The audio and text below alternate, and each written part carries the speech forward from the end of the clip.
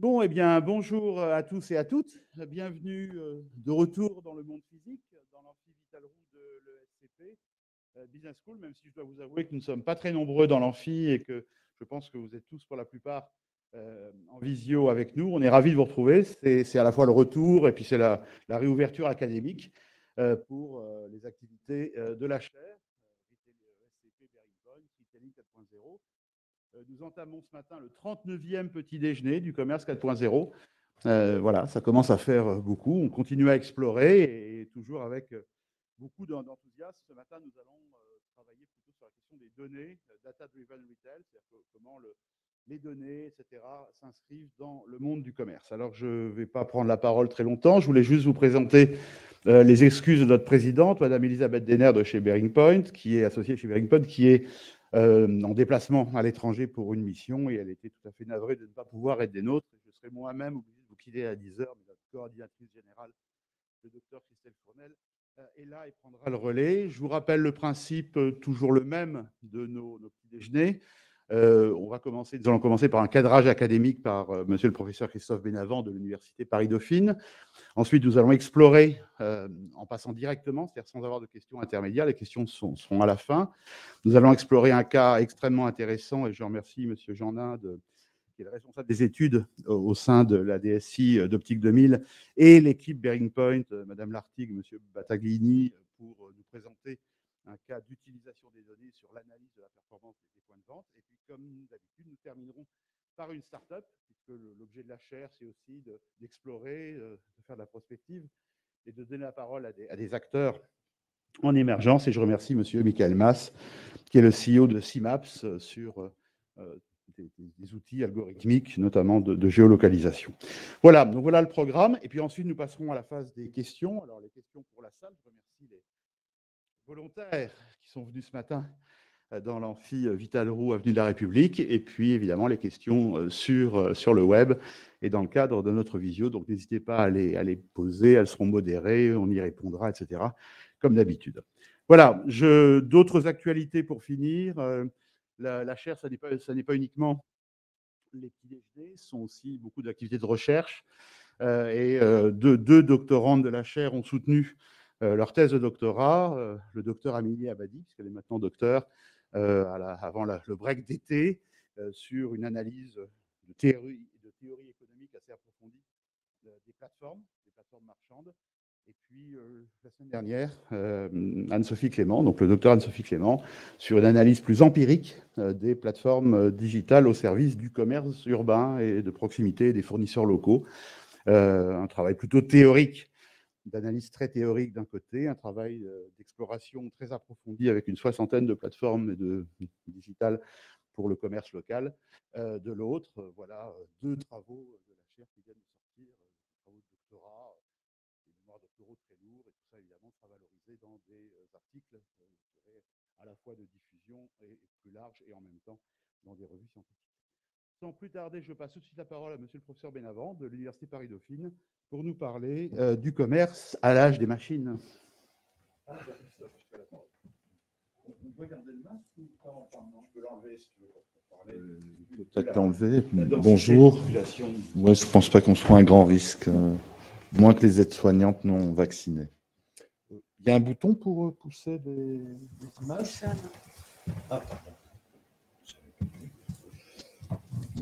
Je ne sais pas dans quel sens. Non, c'est ça, là, ça. Par la régie. Par là-bas? Voilà. Parfait. Ah, voilà. Oh, j'ai changé un tout petit peu le titre, hein, tu m'en excuseras. Mais c'est que j'avais en tête, en préparant cette petite conférence, une question qui est assez importante et récurrente, en tout cas au travers du commerce. C'est le rapport du commerce traditionnel face naturellement à Amazon, aux plateformes auxquelles je me suis intéressé il y a quelques années. Et puis, il y a une idée que je trouve assez intéressante si on veut comprendre la relation entre les data, les algorithmes, le commerce, le digital et tout ça, c'est cette idée de paysage. Hein. Alors, hop, est-ce que ça marche? En avant, en l'air. Ça va. Non, là, je pense que c'est ici. Hein? Ah, voilà.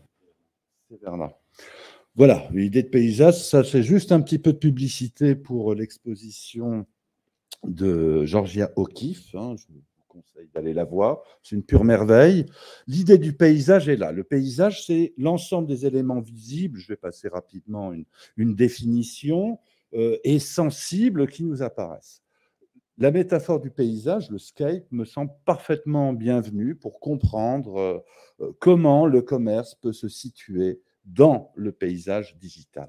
Jusqu'à présent, on est dans un monde un petit peu de combat, les anciens et les modernes. Je reviendrai sur la conclusion. Il me semble que Jacques Ressel a demandé à l'État un plan de 35 milliards pour moderniser l'ensemble du commerce. On est dans une attitude antagoniste qui ne me semble pas très souhaitable. L'alternative semble être aujourd'hui des entreprises qui souhaiteraient se plateformiser. C'est le discours de Leroy Merlin, j'y crois pas une seconde. De l'autre côté, une espèce de résistance. Moi, ma position, c'est qu'aujourd'hui, l'enjeu pour le retail, quelles que soient les tailles, les spécialités, va être de comment s'insérer dans un paysage digital qui est déjà imposé, qui est déjà là. Hein. On le voit ou on ne le voit pas, mais en tout cas, il est présent principalement pour les consommateurs. Et on va y revenir. Je ne vais pas commenter la définition, je la laisse juste 1 ou 2 minutes pour rêver. Juste un petit exemple appliqué de cette idée de paysage digital, pas pour le retail, pour le monde de l'université, et juste évoquer en quelques lignes comment le monde de l'université, avec le Covid, bien sûr, un effet d'amplification importante, est en train de se vider de sa substance au profit d'un certain nombre de plateformes qui ont pris une place importante.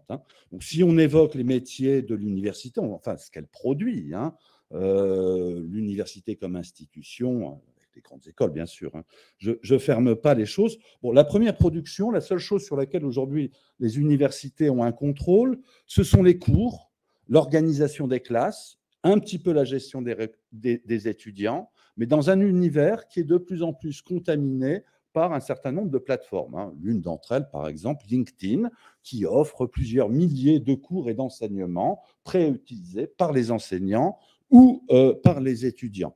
On a eu une période des MOOC qui a été plutôt décevante. On a une poussée des EdTech en tout genre.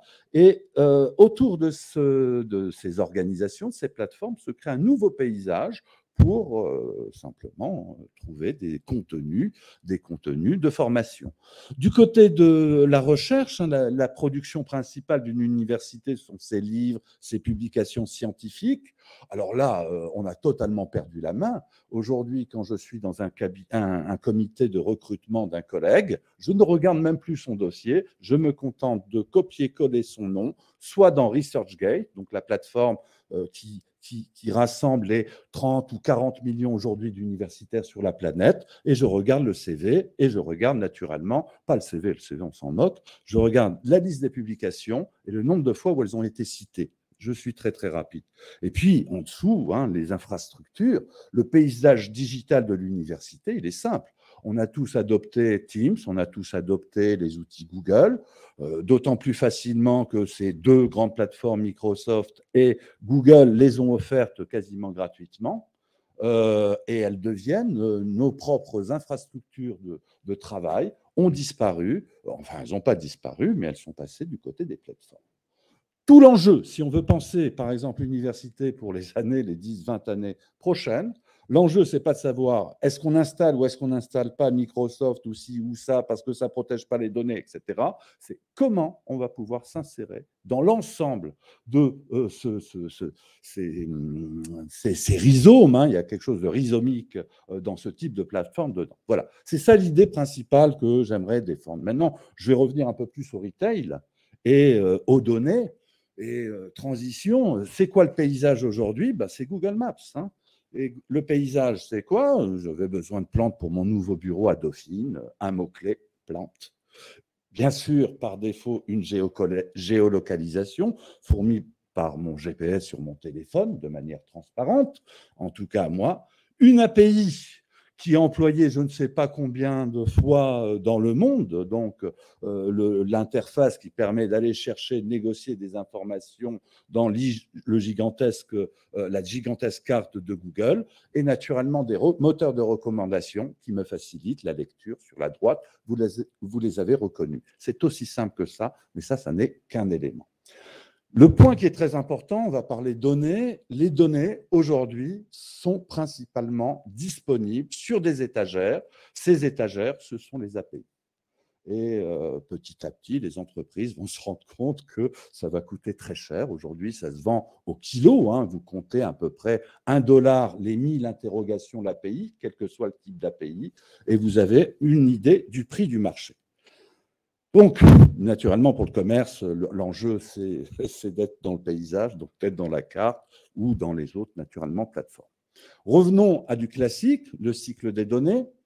Donc, ce qu'on appelle data science en mettant un petit S. Je préférerais parler de technique de données, parce qu'il n'y a pas beaucoup de science dans les data sciences, hein, il y a surtout de la technique.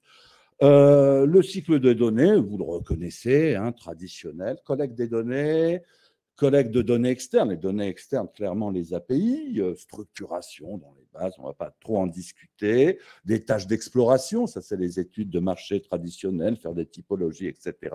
Modélisation, ce terrain de jeu fantastique pour les gens qui font du machine learning ou du deep learning, la visualisation qui, ces dernières années, a connu un bond en avant avec notamment une chose capitale, l'établissement d'une grammaire des graphiques, hein, je pense à R et à son ggplot.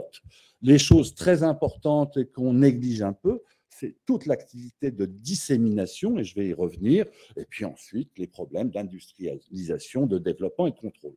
Donc, dans l'ensemble du cycle, je vais simplement m'arrêter sur 5 problématiques, hein, 5 issues, hein, pas problème au sens les données c'est un problème, mais au sens il faut réfléchir à ces questions parce qu'elles sont importantes et valables pour le commerce. Premier problème, l'acquisition des données. Et l'acquisition des données, là je vous reproduis quelques résultats d'une enquête que j'ai faite auprès de mes étudiants avec une seule question. La question c'est quelles sont vos applications indispensables? Bon, je me suis posé la question, combien vous en avez d'installés et combien vous en utilisez? Les applications indispensables, c'est très simple, c'est 7 ou 8. Donc, il y a 7 ou 8 points d'entrée aujourd'hui sur un téléphone qui sont fréquemment utilisés. Les données seront inspirées par les 7 ou 8 plateformes, en fait, bien plus, parce qu'il y a de la diversité parmi les consommateurs, qui auront été capables d'installer un traceur dans la poche des consommateurs. Merci. Ça, c'est l'enjeu principal. Et l'enjeu principal, ici, veut dire... Alors, je vais reprendre l'anecdote que je cite souvent, mais elle m'avait impressionné. J'avais été invité chez le groupe Les Mousquetaires à faire une conférence sur les plateformes il y a quelques années. C'était une journée de lancement du plan de transformation digitale. Ils avaient invité naturellement Google et Amazon. Google présente, donc monsieur représentant de Google présente les produits mis à disposition. Et là, tout de suite, un petit clash entre un des commerçants, patron d'un hypermarché ou d'autres, qui interpelle le monsieur de Google et qui dit quand même c'est scandaleux que vous publiez les chiffres de fréquentation avant nous, et d'ailleurs on ne les connaît même pas. Et le monsieur de Google lui a répondu, ce sont peut-être vos clients, mais d'abord ce sont nos usagers. Google, c'est avant tout le monde qui rentre dans un magasin, aussi simplement. Et si on veut avoir cette information critique, je vais parler de data orienté commerce, je ne vais pas parler de la production, très très peu. Le point critique, c'est a-t-on l'accès aux données? Et aujourd'hui, la réponse pour le retail, c'est non. Absolument non. Aujourd'hui, l'accès aux données est organisé par un certain nombre de grandes plateformes qui sont capables de les enregistrer. Il faut absolument avoir en tête ça. L'enjeu stratégique, ici, ce n'est pas une question technique de données, c'est un enjeu stratégique, c'est l'enjeu des données first party. J'évoquerai peu la publicité, mais on a exactement le même problème dans le monde de la publicité. Vous savez qu'aujourd'hui, 70% de la publicité est programmatique. Vous savez que Google va abandonner les cookies et qu'aujourd'hui, on se pose pas mal de questions pour savoir comment recoller des données diverses, celles du CRM et celles de la publicité. Il n'y aura qu'un seul acteur qui sera capable de le fournir, et de manière réduite, c'est Google, avec ses solutions, on va dire, de persona, c'est-à-dire nous n'aurons plus les données les plus désagrégées au niveau du consommateur, ces actes sur les plateformes de commerce. L'enjeu pour un distributeur, un Carrefour l'a bien senti, puisqu'aujourd'hui Carrefour rentre sur le marché du programmatique en offrant des espaces publicitaires, et je pense que ça c'est une vraie révolution d'une certaine manière. L'enjeu pour un Carrefour, c'est de faire en sorte que dès qu'il s'agit de courses, le premier site que l'on consulte soit le site de Carrefour, et pas le consulter de manière aveugle, mais le consulter de manière loguée. Donner first party et avoir un logging marketing extrêmement fort est sans doute la condition du succès pour s'installer dans le paysage des données. Deuxième problème. Premier problème, c'est que cet accès passe par les apps. Alors voilà. Deuxième grand problème, c'est la question de l'interopérabilité. À chaque fois que je rencontre des entreprises, qu'on discute de manière formelle ou informelle, le problème majeur dans l'ensemble des entreprises, c'est celui de la dépendance technique. On a empilé des couches logicielles et des couches de données depuis des années, et l'archipélisation des systèmes d'information. Des techniques dans un ensemble hétérogène de systèmes, on met des patchs à droite, à gauche, et on rend le système de plus en plus lourd. Alors ça pose un problème gigantesque. Faut-il procéder à une refonte totale, ou est-ce qu'il faut confier l'ensemble de nos données à un partenaire externe? Pensez à un Salesforce.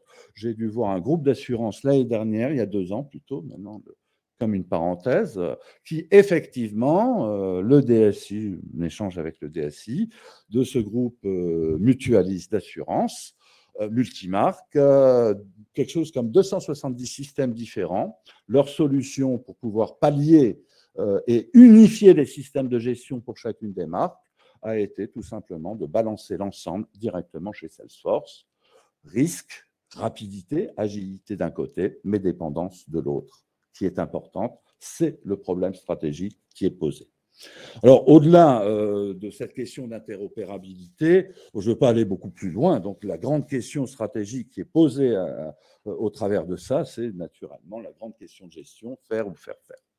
Troisième problème. Alors, ça, c'est le troisième problème qui va être lié à l'activité au cœur nucléaire de la data science, c'est-à-dire la modélisation. Alors bien sûr, ça fait quelques années qu'on a le mot intelligence artificielle partout, tout le monde fantasme, etc. Là-dessus, c'est quand même... Alors, d'abord, un petit rappel sur comment ça marche, le machine learning et ces choses-là, et l'intelligence artificielle. D'abord, ce n'est pas très intelligent, voilà, c'est surtout relativement brutal. Le centre, c'est la notion de tâche. Un data scientist raisonne en termes de tâches à réaliser. Si je prends par exemple un domaine qui m'intéresse beaucoup, qui est celui du NLP, le traitement du langage naturel, il y a un workshop international absolument central dans le domaine qui chaque année propose un certain nombre de tâches à réussir. Alors je ne vois pas très bien sur mon écran, je vais en prendre une, celle que j'aime bien, oui, voilà. Comment identifier le langage condescendant dans un texte? Comment identifier le sarcasme? Si on est dans l'image, comment identifier des objets? Alors là, on commence à avoir des modèles qui sont proposés, qui identifient jusqu'à 1000 objets différents au travers d'un set d'images. Donc, on raisonne sur une tâche. Le data scientist raisonne sur une tâche précise. Généralement, un problème de classification. Oui, non, bon, mauvais. Toxique, non toxique, ça c'est pour la détection, la modération des commentaires de consommateurs. C'est gentil d'avoir un site web, si vous laissez les consommateurs réagir, vous risquez de dégrader très rapidement les choses. Bon, mais avoir des gens qui manuellement enlèvent les mauvais commentaires, les fakes, etc., c'est embêtant. Donc aujourd'hui, il y a une agitation autour de la détection de fakes, la détection de harcèlement, la détection de contenu toxique. C'est passionnant. Pour pouvoir réaliser ces tâches, il faut 3 éléments. Il faut des données, bien sûr, beaucoup, c'est bien. faut des modèles. Aujourd'hui, c'est absolument fantastique. Quand vous êtes en R ou en Python, vous avez accès à des centaines, des dizaines de milliers de modèles et de solutions gratuites. Hein. Donc, ce n'est pas du tout un problème. Ce qui manque souvent derrière, c'est la question de la théorie. Là, dans le domaine du langage, eh bien, on peut faire réaliser ce genre de choses parce qu'il y a des linguistes qui ont travaillé patiemment depuis des dizaines d'années à définir de manière syntaxique, de manière lexicale, de toutes les manières possibles, les concepts que l'on va chercher à définir. Après, c'est de la machinerie. Là où, alors bien sûr, ça veut dire quoi? Ça veut dire qu'aujourd'hui, il y a quasiment aucune entreprise qui va en faire en réalité, très peu. Pourquoi? Parce qu'elles n'ont pas les données suffisantes ou adaptées. Et puis surtout parce que dans le domaine, il y a des économies d'échelle telles que ceux qui sont très très gros vont être capables de produire ce dont on a besoin. Dans le domaine du langage, actuellement, la mode, c'est les transformers, depuis 2018 à peu près. Donc, des architectures deep learning qui permettent d'extraire du contenu énormément de choses et de résoudre énormément de tâches. Qui fournit aujourd'hui le marché? Ben, vous avez Facebook avec Fastnet, ou Roberta, vous avez Google avec BERT, vous avez des versions locales de l'INRIA avec Camembert. Donc, tout ça sont des versions d'un même modèle qui sont proposées. Mais le fonctionnement de marché va être quoi? Il y aura très peu d'entreprises qui vont télécharger le modèle, l'appliquer à un jeu de données, réentraîner le modèle, développer la tâche et industrialiser. Ça coûte cher, hein, tout simplement. Il faut de la force humaine qui coûte cher, 3 000 € par mois de salaire pour les data scientists. Si vous êtes un hypermarché et que vous avez 30 000 lignes de produits et que vous souhaitez faire de la prédiction sur ces 30 000 lignes de produits, il faudra une sacrée équipe. Donc, ce qu'on va faire, c'est qu'on va directement aller chercher l'information sur étagère. On envoie son contenu, le contenu qu'on veut analyser à Google, à Facebook ou à qui que vous voulez. Il vous retourne une probabilité ou un set de probabilités. Ce sont des modèles, un modèle comme BERT, c'est de l'ordre de 150 millions de paramètres. C'est entraîné sur une grande partie de Wikipédia. Et très vite, on va voir qu'il y a des faiblesses dans ce type de modèle, des faiblesses qui viennent parce que le contenu de base n'est pas forcément le meilleur. Wikipédia, c'est une langue médiane. La grande majorité des commentaires sont faits dans une langue vernaculaire, pleine de fautes d'orthographe, de fautes de français, d'argot, etc., qui peut-être, je ne sais pas, ne passe pas très bien. Et puis, la langue savante, elle, n'est pas forcément la priorité à être étudiée. Donc, l'enjeu aujourd'hui, dans une politique de data science, ça va être de dire quels sont les bons problèmes que l'on a à résoudre. Alors, un exemple de bon problème, c'est le problème 4, et ça me permet d'introduire un autre, enfin, le problème 4.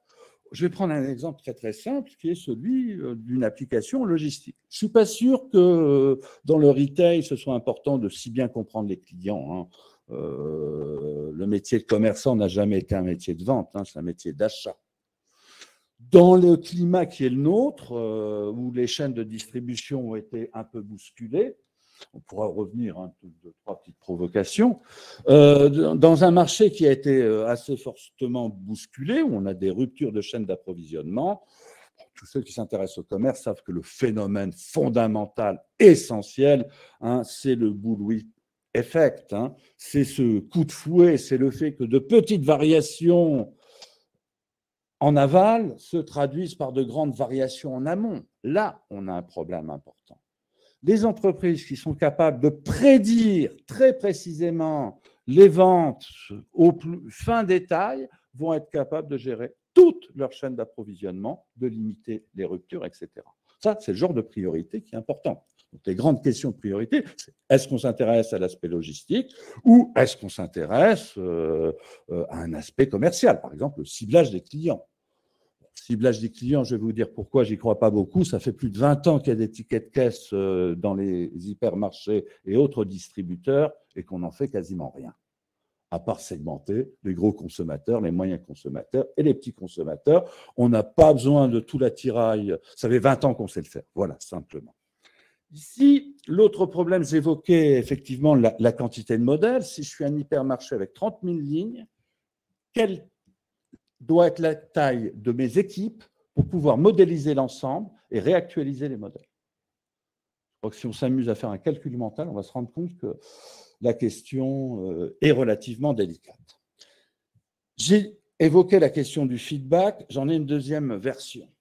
La deuxième version, le feedback, le premier, c'est au fond le métier du commerce, c'est la gestion du feedback. C'est être capable d'anticiper ce que l'on va vendre pour commander bien. D'un point de vue stratégique, un peu limité. Il y a des clients quand même. Et on s'en rend compte quand, il n'y a pas très longtemps, Intermarché décide de réviser, puisqu'ils sont producteurs, la composition de, je crois, 900 références, parce qu'on se rend compte qu'aujourd'hui, de plus en plus de marques sont contentes d'afficher un A ou un B sur leurs produits, créant chez les consommateurs le sentiment que quand il n'y a pas de Nutri-Score, c'est que le produit est certainement mauvais. Quand on joue avec ces signaux de manière importante, quand on se rend compte que c'est créé de manière volontaire en open source, ce qui est l'essentiel. Alors, Yuka, ce n'est pas l'essentiel, ça c'est petit. L'essentiel, c'est Open Food Fact. C'est qu'aujourd'hui, quand on parle données, quand je parle de paysage de données, on a des données qui peuvent pousser en dehors du retail au service des consommateurs. Et une des plus belles réussites dans ce cas-là, c'est Open Food Fact, qui est open, peuvent se greffer dessus toutes sortes d'applications. Yuka a été celle qui a marché en France et qui est en belle bagarre. Là, il y a une belle bagarre avec les charcutiers ces temps-ci et qui peut être réappropriée. C'est le sens du diagramme de droite, simplement une comparaison entre le Nutri-Score tel qu'il est conçu et un score qui serait fourni par Yuka. Grosso modo, ça converge assez bien. Mais ce que je veux souligner ici, c'est que les données, elles ne sont pas que données, elles participent à la construction des représentations que chacune des parties prenantes d'un marché peut avoir. Et c'est un élément auquel il faut naturellement réfléchir. Bon, je vais finir très rapidement sur le problème 5. C'est le problème de gouvernance de données. Là, jusqu'à présent, on était dans les stades, on va dire, techniques, où je mets l'accent sur la question de l'échelle, que les data science aujourd'hui, c'est facile. N'importe lequel de nos étudiants aujourd'hui va être amené à avoir un cours de data science, à utiliser du R, du Python, à avoir une culture des modèles. Ça, il n'y a plus aucun problème. Mais il y a un problème de production et il va y avoir un problème de confrontation à la réglementation, le RGPD, à l'éthique, à l'exigence ou à la non-exigence des consommateurs, au rôle des activistes et à des politiques de partage des données. Si je devais m'arrêter sur un mot, c'est le mot partage de données qui me semble important. Les données valent pour autant qu'on puisse la rapprocher d'autres données. Un ticket de caisse seul, je peux vous assurer, on ne fait pas grand-chose avec. J'en ai travaillé. Un ticket de caisse qu'on peut raccorder à des coordonnées géographiques, alors là, ça change complètement la dimension. Je crois que vous ne pourrez que me confirmer là-dessus. Donc, partager les données va être de plus en plus une nécessité. Sur le même modèle que la publicité du programmatique. La force du programmatique, c'est qu'on puisse rapprocher des données tierces de données primaires et qu'on puisse identifier les individus pour effectivement ensuite savoir les exposer ou pas. Conclusion, je reprends mon introduction. J'ai évoqué la FCD et les propos de Jacques Cressel. Voilà l'argument de Jacques Cressel, c'est que lorsqu'on examine les investissements d'Amazon, aujourd'hui, ça représente à peu près 40 milliards en essentiellement système d'information, traitement de données, recherche en tout genre et modélisation. Et la question, c'est de dire, si on veut s'insérer dans le datascope, le risque, c'est de devenir dépendant. Si on veut être indépendant, être sa propre plateforme, il va falloir dépenser près de 40 milliards. Enfin, il ne faudra pas dépenser 40 milliards, mais beaucoup d'argent en tout cas. Ça, on va dire, c'est pour le global, rapportons au territoire.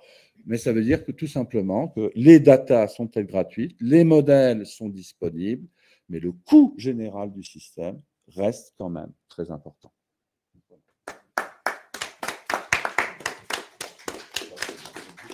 Merci mon cher confrère pour cette leçon d'ouverture et sans plus tarder, je vais passer la parole à l'application avec le cas Optimobile et Bearing Point. Bon, bonjour à tous. Merci Olivier de nous donner l'opportunité de partager un retour d'expérience un peu passionnant qu'on a eu avec Optique 2000 l'année dernière.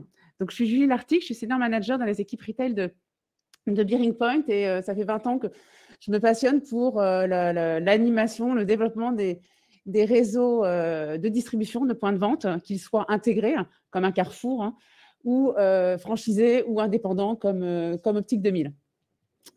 Donc, comme l'a dit le professeur Christophe Benavent, c'est vrai que la data, c'est le nouvel or noir des entreprises. Mais si cette donnée, elle n'est pas collectée, elle n'est pas partagée, elle n'est pas stockée, elle ne peut pas être exploitée. Elle n'est pas mise à jour non plus. Donc, en fait, il va y avoir un changement culturel très fort que les entreprises vont devoir faire parce que la data ne peut plus être détenue par quelques collaborateurs dans son coin, protégée, mais elle va devoir être mise en commun, partagée, stockée dans une base unique. Donc, ce qui signifie que, comme le disait le professeur, c'est vrai que la donnée unique en elle-même, elle n'est pas intéressante. Elle est intéressante quand on la croise avec d'autres données, quand elle est dans un volume suffisamment important pour qu'elle soit significative, représentative. Et donc, il va falloir que les directions de l'entreprise, c'est un projet d'entreprise, voilà. Toutes les données vont être croisées, que ce soit les données internes ou les données externes de l'entreprise. Donc, construire ou définir une stratégie de la data claire et partagée, définir ou mettre en œuvre la gouvernance de la data, valoriser cette donnée au travers de cas d'usage, qu'est-ce que je cherche à démontrer, et industrialiser la mise à jour de cette data, ce sont les nouveaux défis, les nouveaux enjeux que les entreprises vont devoir relever pour rester compétitives. Alors, Stéphane Janin, qui est le directeur des études au sein de la DSI d'Optique 2000, qu'on a eu la chance d'accompagner l'année dernière avec Xavier Battaglini, qui est consultant et brillant data scientist dans les équipes data analytics de Bearing Point, pour vous illustrer ce matin, au travers d'un cas d'usage, comment on peut exploiter et valoriser cette data. Donc, le cas d'usage qu'on a choisi de vous présenter aujourd'hui, c'est comment Optique 2000 a réussi à développer et animer son réseau de points de vente grâce à la data science. Et pour ce faire, ils vont donc revenir sur la genèse de ce projet d'entreprise qui a amené la direction métier et technique à travailler ensemble, à collecter la data, à maintenir sa complétude et sa qualité et à l'exploiter. Deuxièmement, ils vont revenir aussi sur les enjeux, les défis d'une telle transformation, et puis l'approche qui a été choisie, qui a été retenue, et les résultats atteints. Voilà. Donc, je vous laisse présenter tout ça. Super, merci, merci Julie. Je vais juste, sans faire l'article, présenter. Oula, ça boule un peu sens. Vite fait, Optique 2000, et puis 2-3 éléments de contexte.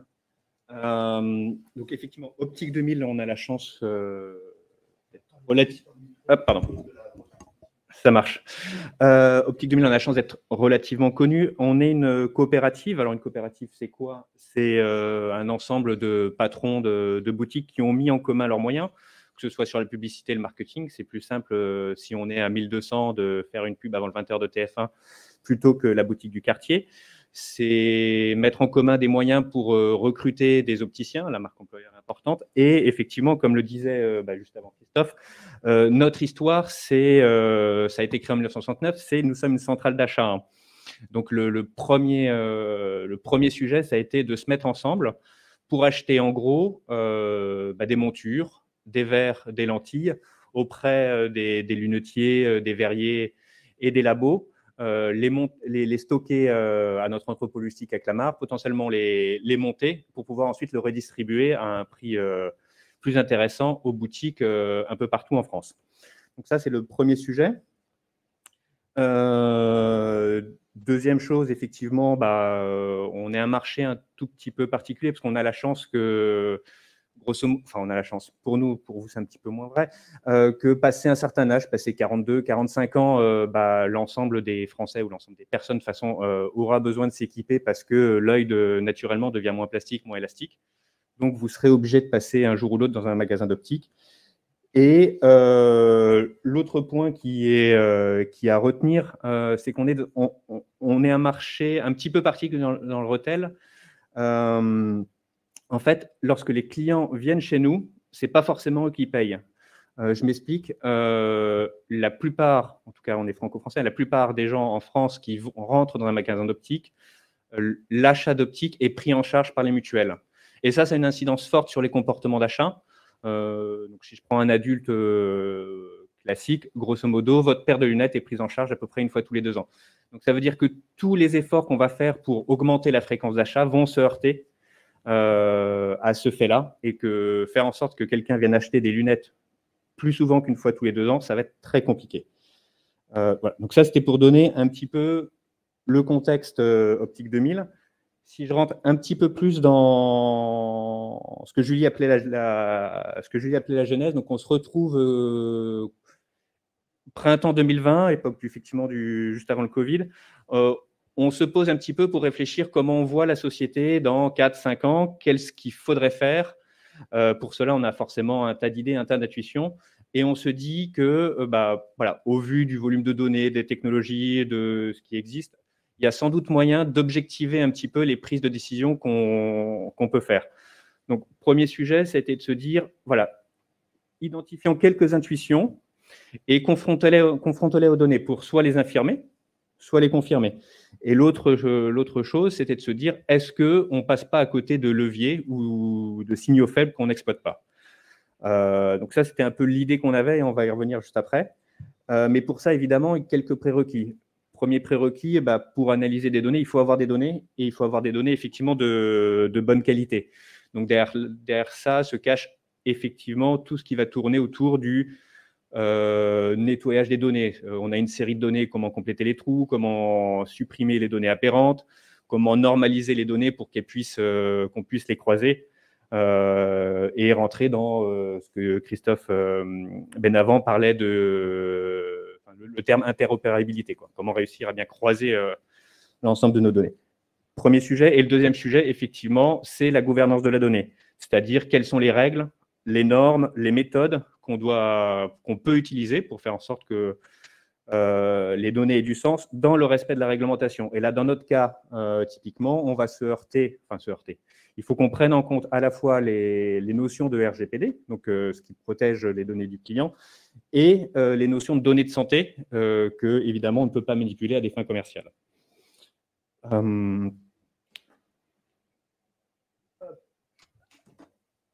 Donc, pour éviter de partir dans tous les sens, on a décidé d'étudier un cas d'usage. Donc, on avait plusieurs idées. Évidemment, tout ce qui tournait autour du stock.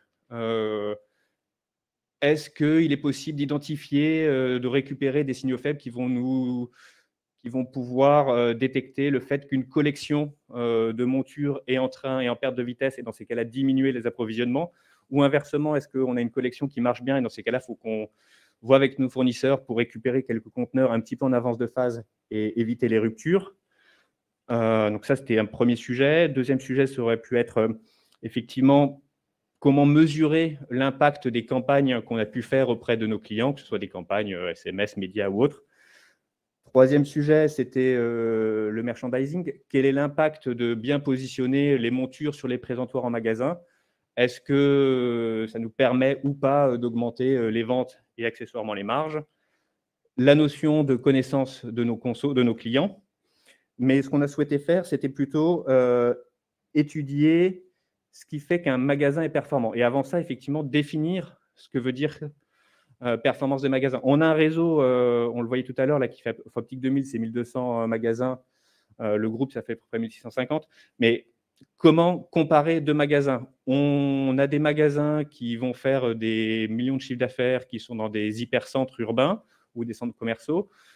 Des magasins qui sont beaucoup plus petits, avec moins de personnel, qui se trouvent en province. Comment pouvoir les comparer? Comment pouvoir identifier qu'un magasin marche bien et qu'un magasin marche moins bien? Et surtout, une fois qu'on a dit ça, comment tirer les magasins qui marchent moins bien et leur faire profiter des bonnes pratiques des magasins qui marchent le mieux? Donc ça, c'était le sujet qu'on veut étudier. quelques enseignements qu'on a tirés. Alors, plutôt qu'une transformation, je parlais plutôt de transition, parce qu'on n'a pas forcément les moyens et l'ambition de transformer complètement l'entreprise. Le premier sujet, effectivement, était la stratégie data et la gouvernance, c'est-à-dire voilà, définir ce qu'on veut faire, en fait. Quelles sont les données qu'on a, certes, mais surtout, quelles sont les questions auxquelles l'analyse de données va pouvoir nous aider. Sujet gouvernance, comment faire en sorte que l'ensemble des données alimentent les différents systèmes et qu'on arrive de façon fluide à croiser ces données et à les faire parler. Donc ça, c'était le premier sujet. Deuxième sujet, c'est effectivement faire évoluer quelque part la culture d'entreprise. On n'avait pas forcément une culture énorme des chiffres jusqu'à présent, parce qu'on a la chance d'être dans un marché qui marche bien. Donc, on ne se pose pas forcément beaucoup de questions. Si l'argent rentre et que les marges sont toujours confortables, ma foi, tant mieux. Ceci dit, ceci n'est vrai que pendant un certain temps. Donc, tout ça pour dire qu'effectivement, la transformation ou la transition vers la culture des données n'a de sens que si tout le monde partage les données. Donc, ça veut dire casser les silos. Et je crois que c'est ce que Christophe disait juste avant, les données apportent encore plus de valeur si on arrive à les croiser, quoi. Et deuxième chose, il faut que les gens à qui on apporte des réponses y croient, c'est-à-dire qu'elles soient convaincues de l'apport des données. L'idée, ce n'est pas juste de mettre un joli graphe dans une presse PowerPoint pour justifier le choix, c'est plutôt l'inverse, c'est plutôt de se dire, j'ai une intuition, est-ce que les données vont dans mon sens ou vont pas dans mon sens? Et si elles ne vont pas dans mon sens, on change l'approche.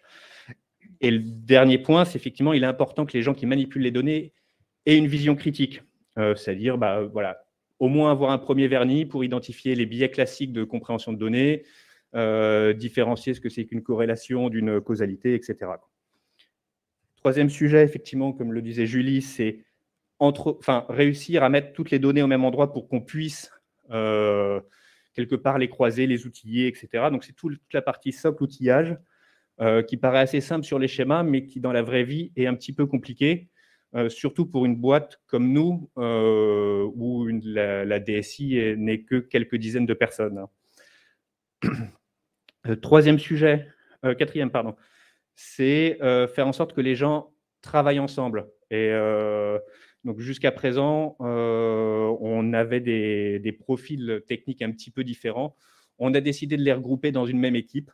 Donc, on a marketé sous le nom de Data Lab pour faire en sorte de créer effectivement un esprit de collaboration et un esprit d'équipe. Et enfin, donc ça nous est venu un petit peu plus tard, c'est tout le sujet des propriétés des données et des solutions. Donc, je ne vais pas revenir sur ce que disait Christophe juste avant. Ceci dit, le point qui nous importait, c'était effectivement de garder à la fois donc, les données et les solutions en interne, ne serait-ce que parce que les données seront d'autant mieux comprises chez nous que les personnes qui vont les manipuler donc, ont une connaissance du métier. Je peux prendre les meilleurs techniciens spécialistes des bases de données, de Python, des algorithmes, etc. S'ils ne comprennent pas le métier de l'optique, les résultats des analyses seront forcément, forcément biaisés. Je ne m'attarde pas plus sur ces éléments-là. Je vais laisser la main maintenant à Xavier qui est venu nous aider. Donc, voilà, on était printemps 2020.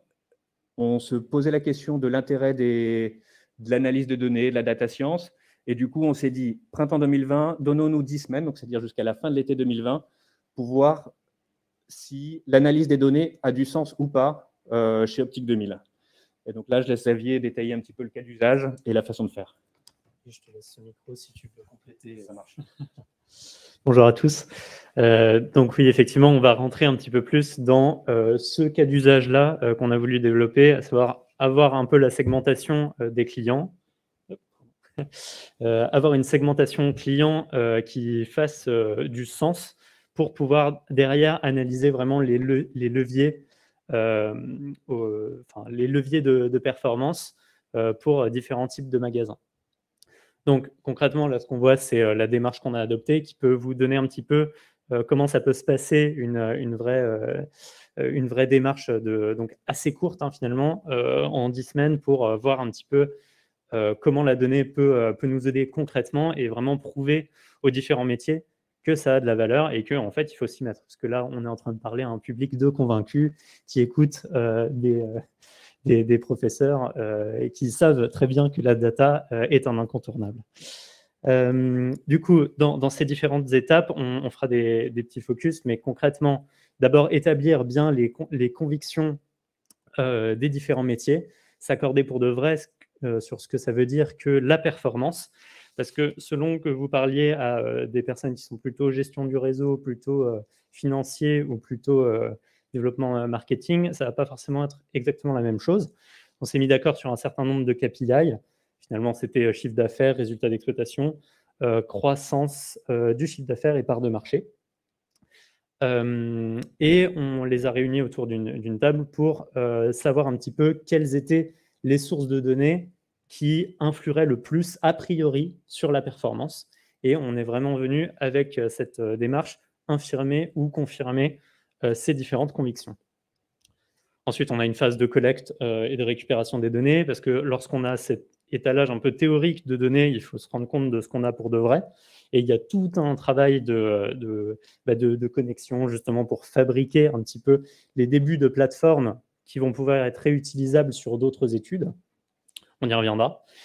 Et troisième et quatrième étape, qui sont vraiment le cœur de l'analyse, avec in fine la quatrième étape qui est d'analyser les leviers, mais qui nécessite un certain nombre de travaux pour débiaiser l'analyse au maximum, et donc fabriquer une segmentation qui soit sur deux axes, à la fois l'axe de performance et l'axe de comparer des magasins qui sont comparables, à savoir par exemple celui qui va être en hypercentre parisien.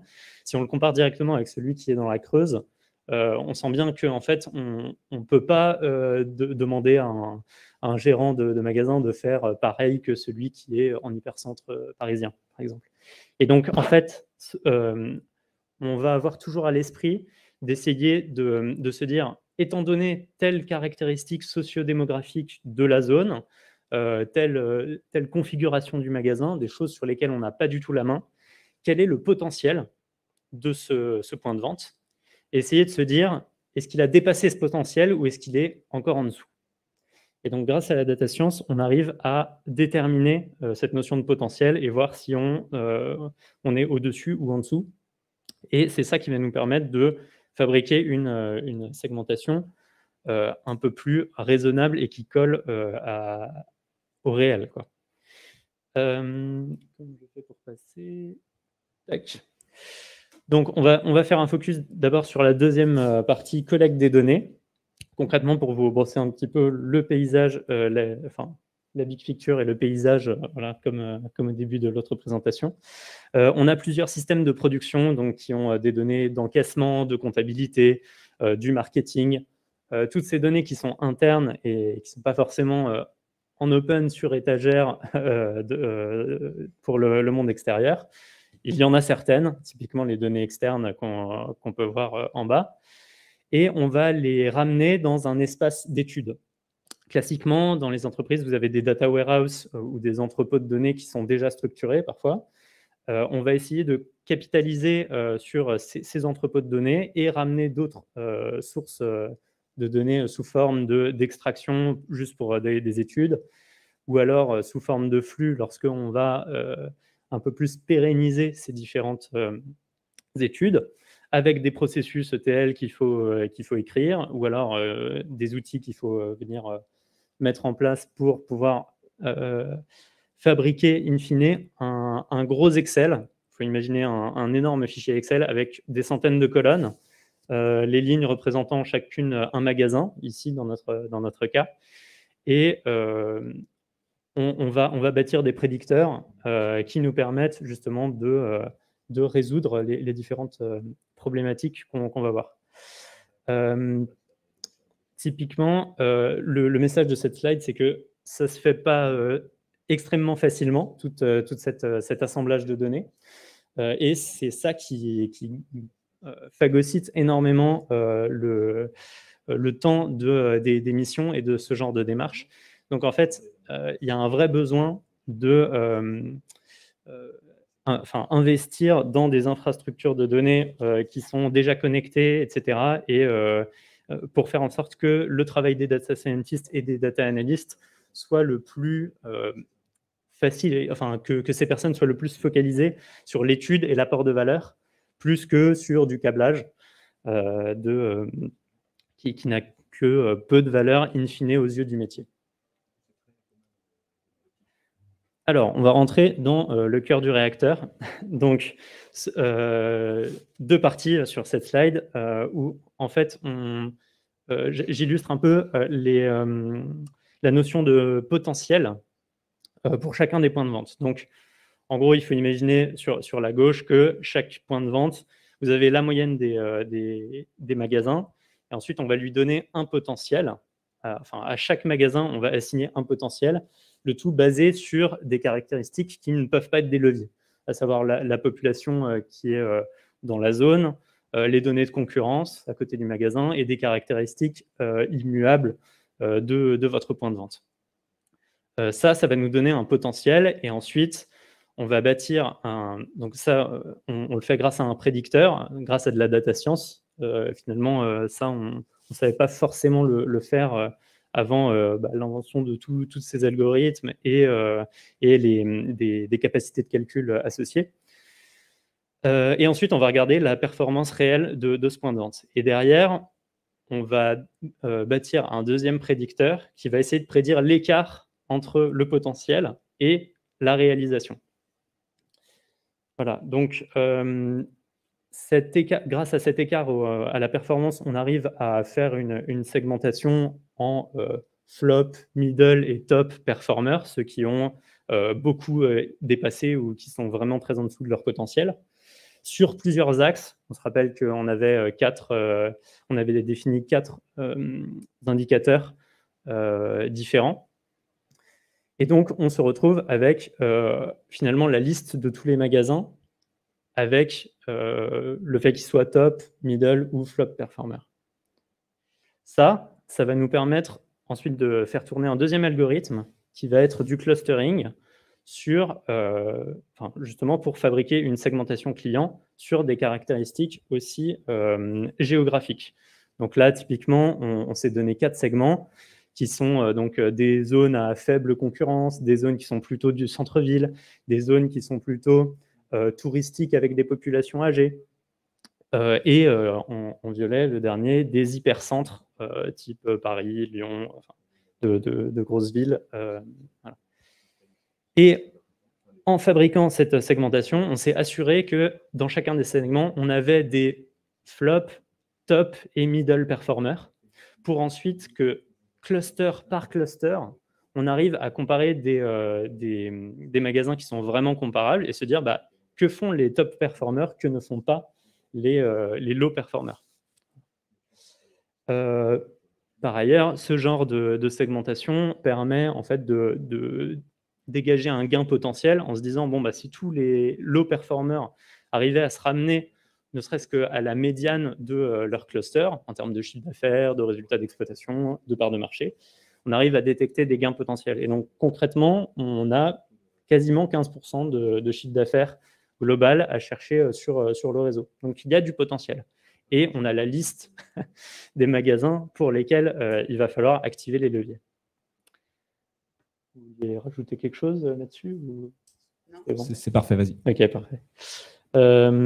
Voilà. Et donc, fort de cette segmentation, on bâtit un deuxième prédicteur sur donc chacun des clusters pour prédire l'écart au potentiel.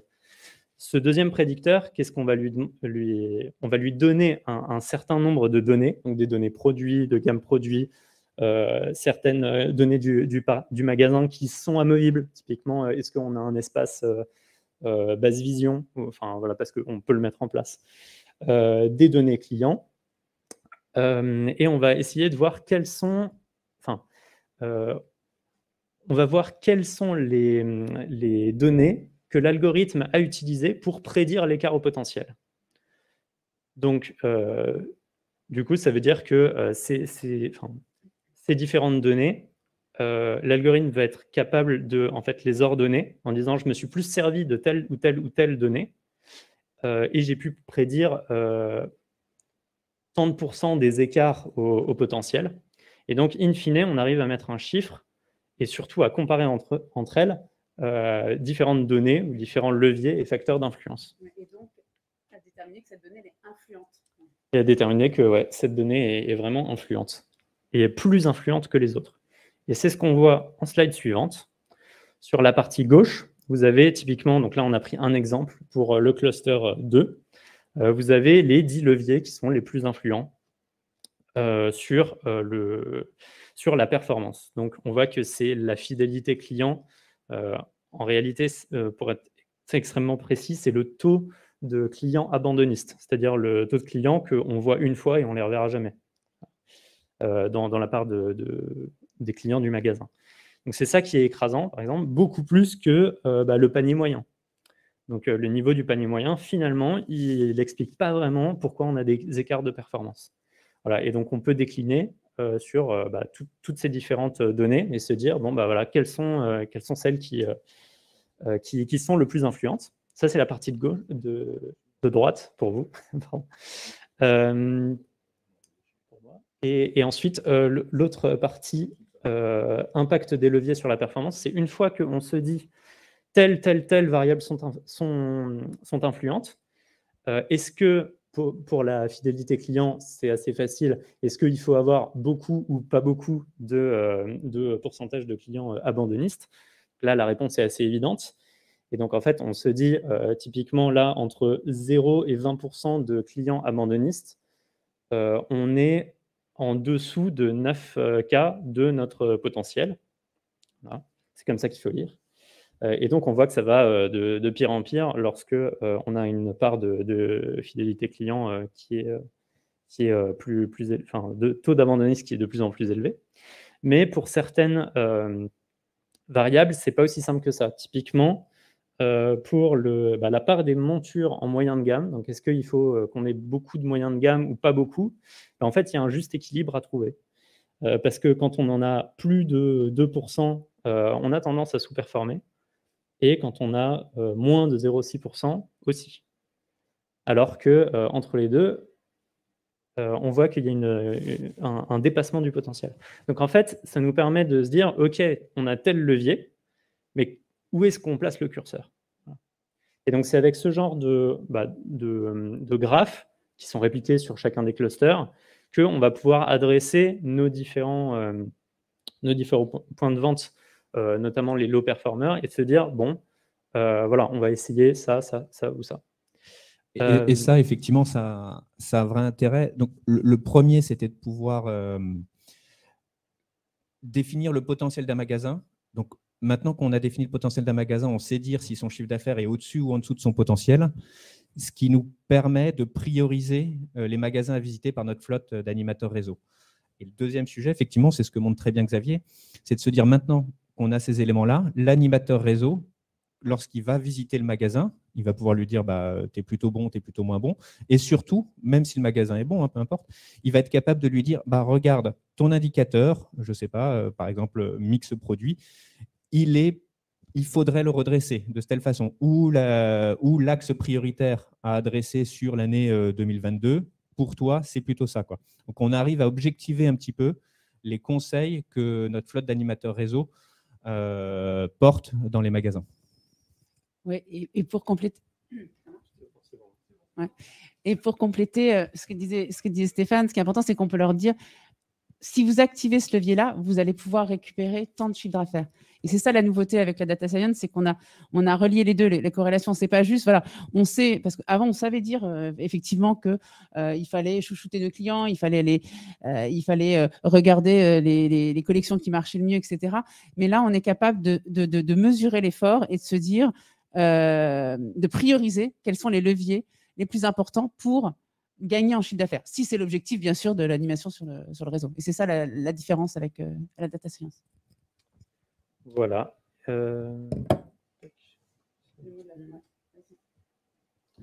Voilà, et donc je vais rendre la parole à Julie et à Stéphane pour la conclusion. Oui, merci Xavier. Effectivement, en quelques mots, parce que le temps passe. Donc, la première question, c'était est-ce que la data science, enfin, en mettant tous les guillemets qui vont bien, apportait quelque chose ou pas? Donc la réponse est effectivement oui, parce que c'est effectivement l'exemple qu'on disait tout à l'heure. Hein. On arrive à identifier les magasins à visiter, on arrive à leur donner des conseils plus pertinents. Une fois qu'on a dit ça, qu'est-ce qu'on a fait depuis fin 2020? On a poursuivi un peu l'analyse. Donc, Xavier avait travaillé avec les données qu'il avait à l'époque. Entre-temps, on arrive à améliorer un petit peu le prédicteur parce qu'on a récupéré des données qu'on a nettoyées, ne serait-ce que les notions d'affluence, etc. Donc, ce qui nous permet d'améliorer le prédicteur et d'expliquer un petit peu plus l'écart au potentiel. Deuxième chose, effectivement, on a étendu sur des cas d'usage un petit peu différents et je pense que ça fera le lien avec l'intervenant suivant. Quelque chose qui a donné pas mal de succès effectivement chez nous, c'est on a les données socio-démo de la France et donc du coup, on a pu estimer est-ce que les zones de chalandise étaient bien exploitées ou pas et quelles étaient les zones qui étaient sous-exploitées. Ce qui nous permet maintenant d'identifier les zones où implanter les magasins pour qu'ils aient une espérance de chiffre d'affaires suffisante, voire identifier les magasins qu'il faudrait déplacer parce qu'ils sont dans une zone, enfin ils sont mal positionnés par rapport à leur bassin de population. Tout ça pour dire qu'effectivement, et l'exemple est réel, hein, c'est que l'objectif, c'était effectivement d'apporter de la valeur et c'était aussi de convaincre l'ensemble des directions et des différents métiers. Et le dernier cas d'usage sur l'implantation a permis de convaincre typiquement la direction de l'expansion et du réseau. Donc aujourd'hui, on a mis en place ces outils-là, on les a industrialisés et c'est des choses qui sont utilisées au jour le jour. Voilà, je vous remercie et je te laisse la main.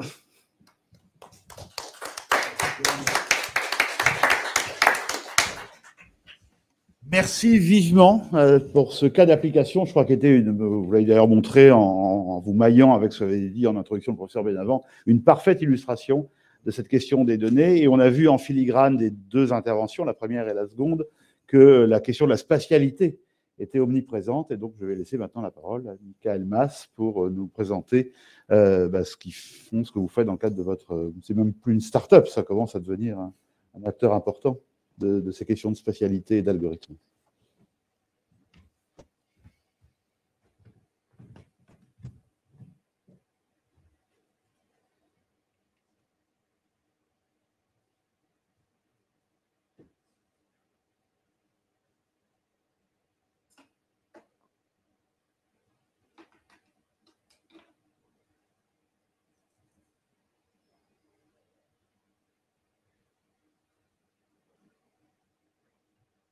Alors, bonjour à tous, et un grand merci aux intervenants précédents, c'était extrêmement intéressant. Et je vois beaucoup de sujets sur lesquels on s'emboîte de manière assez surprenante, donc c'est super intéressant. Donc, Synapse.io, c'est une solution qui est partie d'une question. Pardon.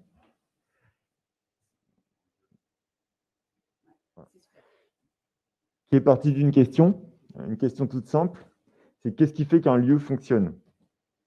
Qu'est-ce qui fait qu'un lieu fonctionne lorsque j'ai un projet commercial? Donc ça peut être, le cas le plus évident qui nous vient, c'est celui du restaurant. Qu'est-ce qui fait que, dans certains cas, j'ai un restaurant qui va fonctionner très bien, et dans d'autres cas, je vais avoir un restaurant qui est bien qu'il soit dans une rue très passante, il ne va pas fonctionner. C'est aussi la notion de zone, parce que c'est pas seulement le nombre les personnes qui vont se rendre dans un restaurant, mais c'est aussi les personnes qui vont habiter ou passer du temps dans une zone à proximité du restaurant où j'ai pas envie de faire plus de 10 ou 15 minutes de trajet maximum, par exemple.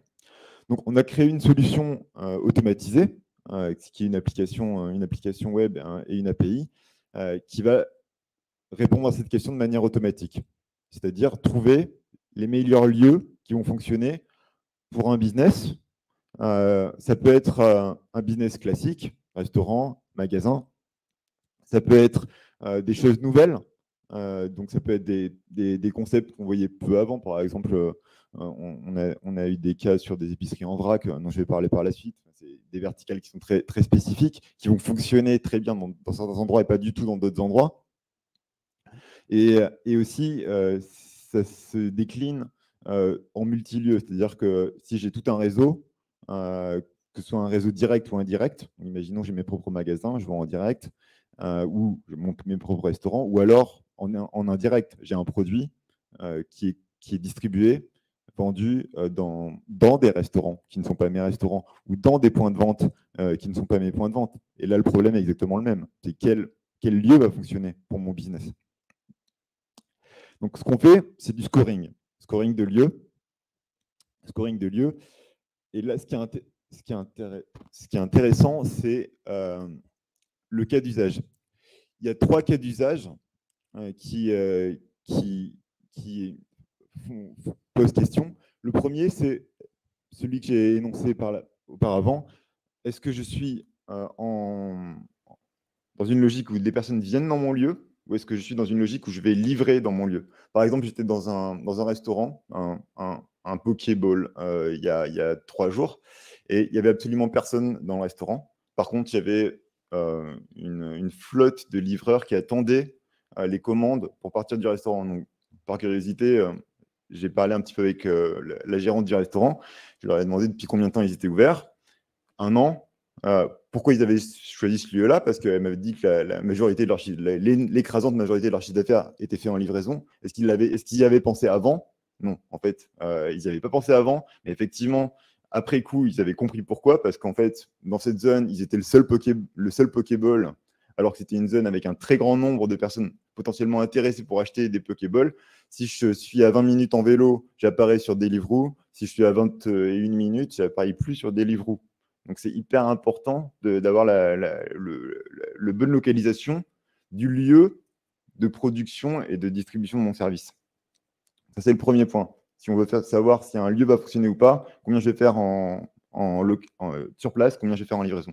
Le deuxième point, c'est quand je suis dans une logique d'expansion, est-ce que je dois fonctionner par proximité géographique, c'est-à-dire que je commence par la Bretagne, par exemple, et puis ensuite, je vais en Normandie, et puis ensuite, je me rapproche de l'Île-de-France. Est-ce que je dois y aller par continuité géographique, ou est-ce que je dois y aller par affinité? Imaginons en France, il y a des milliers d'adresses qui pourraient très bien fonctionner pour un restaurant de sushi. Sur ces milliers d'adresses, la plus intéressante, elle va être à Marseille, par exemple. La deuxième, elle va être à Toulouse. Ça va être 22 rue Intel. La troisième, elle va être, par exemple, je sais pas, à Clermont-Ferrand. Ça n'a rien à voir avec la continuité géographique. On pourrait même prendre du recul et de se dire qu'en fait, la deuxième, elle n'est pas à Toulouse, mais elle est, par exemple, en Espagne, en Italie, en Allemagne. Pourquoi pas? Si j'ai la puissance pour être capable de travailler sur plusieurs environnements juridiques, en fait, puisque finalement, c'est un pays, c'est un environnement juridique qui est légèrement différent au niveau de l'Union européenne, par exemple. Donc ça, c'est hyper important. Est-ce que je fonctionne par continuité territoriale ou est-ce que je fonctionne par affinité, par pertinence du lieu? Le troisième élément, c'est direct ou indirect. Est-ce que je vais, moi, faire un investissement immobilier, prendre un bail commercial, ouvrir un lieu, payer pour la redécoration, ça va coûter cher et je vais avoir un feedback au bout d'1 an ou 2, ou est-ce que je vais déporter ce risque à des gens qui sont déjà sur place, et donc je vais juste envoyer des voyageurs de commerce, des sales reps qui vont les démarcher et leur proposer leurs produits. Alors dans les 2 cas, ça coûte cher, mais l'intérêt des sales reps, c'est qu'on a un feedback beaucoup plus rapide. Donc, je vais tout de suite voir si le produit est écoulé de manière fluide ou non. Et la question, c'est est-ce que je vais les envoyer partout? Est-ce que je vais commencer par le lieu A, ensuite B, C, D, je vais faire tout l'ordre alphabétique? Ou alors, est-ce que je vais faire le lieu le plus pertinent sur, par exemple, imaginons que je travaille avec des restaurants italiens, je fais par exemple du parmesan, je vais faire tout. Il y a des dizaines, il y a des milliers et des milliers de restaurants italiens en France, 14 580, si je ne fais pas erreur. est-ce que je vais commencer par... Il faudrait mieux que je commence par celui qui a le plus de potentiel, pour reprendre ce qui était évoqué par Burning Point. C'est extrêmement important. Et ensuite, le deuxième qui a le plus de potentiel, le troisième, etc. etc. Ça, c'est hyper important. Donc, comment on est capable de faire ce scoring? Ça se base sur, encore une fois, de la donnée. Donc, on a 3 types de données. On a de la donnée premium, ce qu'on appelle les POI. Donc, en fait, c'est des lieux, c'est de l'infrastructure. Donc, ça peut être des restaurants italiens, comme ça peut être des routes, ça peut être des parcs, ça peut être des aéroports, peu importe. On a du passage, donc le nombre de personnes qui vont marcher, être en véhicule dans telle ou telle rue, et ensuite rester présente dans un quartier. À La Défense, j'ai relativement peu d'habitants, mais j'ai énormément de personnes qui sont présentes en journée parce qu'ils sont dans les bureaux, par exemple. Pareil en université. Donc ça, c'est hyper important. Ensuite, on a de la donnée publique, donc tous les recensements. Il faut se dire qu'on a l'INSEE qui a un recensement en open data qui est de bonne qualité, mais c'est pareil au Japon, c'est pareil en Corée, c'est pareil aux États-Unis, c'est pareil en Espagne, etc., etc. Si je veux pouvoir intégrer tout ça, c'est un gros travail pour aller prendre tous ces formats qui n'ont rien à voir. Hein. L'Institut statistique japonais, il n'a pas formaté les données pareil qu'en France. Mais par contre, si on arrive à faire un modèle unifié, là c'est intéressant parce que toutes les entreprises qui regardent sur plusieurs marchés et non pas sur un seul marché vont pouvoir commencer à répliquer, pas seulement en domestique, mais sur plusieurs marchés. Et c'est ce qu'on fait. Et après, la troisième, c'est de la donnée privée. Donc, ça va être prioritairement de la donnée transactionnelle. Nombre de ventes que je vais avoir par point de vente. Voilà. Donc, pour résumer, hyper important, données haute qualité. Donc, le flux de personnes, données sociodémographiques, l'environnement physique. Deuxième, l'intelligence. Alors, ça passe par de l'apprentissage automatique, l'intelligence artificielle, mais c'est vraiment l'intelligence, c'est l'idée qui est importante et pas la donnée écrite, l'écriture de la donnée. Ce qui est important, c'est l'intelligence. Et c'est pour ça que je rejoins encore une fois ce qui a été dit par Burning Point, fondamental de comprendre parfaitement le métier. Qu'on a un data scientist qui travaille sur de la donnée, même de très très bonne qualité, et qui ne peut pas interagir avec un opérationnel en vente, par exemple, ou un sales rep. Voilà, c'est très difficile. On travaille à l'aveugle. Donc, il faut absolument travailler de manière intelligente. Et le troisième, c'est la souplesse. Donc, la souplesse, c'est vraiment pas l'élément différenciant principal qu'on a, c'est qu'en fait, on a une solution web relativement facile à utiliser, enfin, relativement qui a été créée pour la rendre la plus facilement utilisable possible. Donc, je vais passer là-dessus. Je vais passer plutôt sur une démo de l'outil directement. Ça va être plus intéressant. Donc, alors, je ne sais pas si vous voyez. Ah non, pardon. Hop. Okay.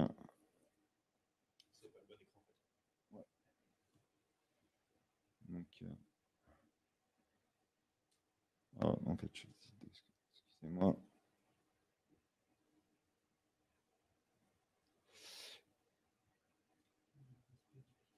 Voilà, tout à l'heure.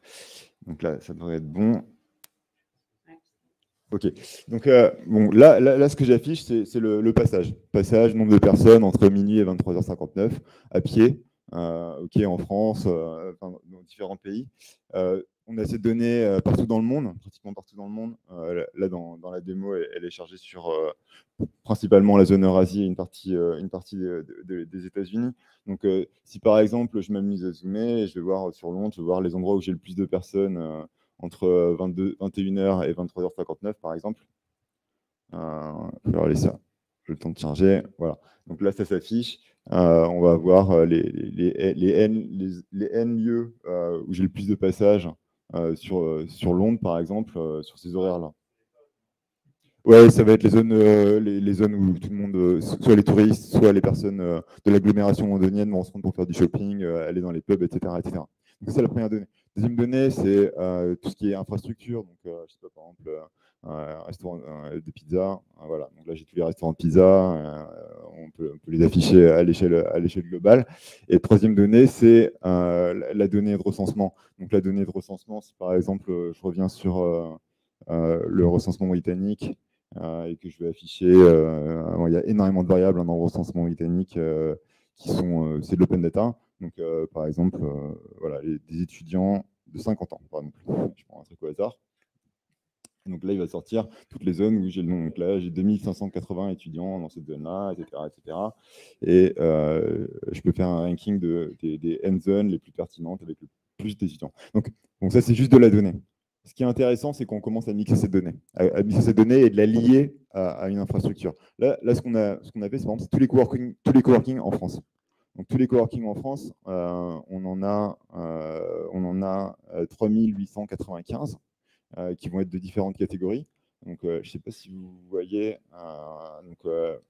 Là, on voit, c'est incroyable le nombre de coworking qu'il y a en France.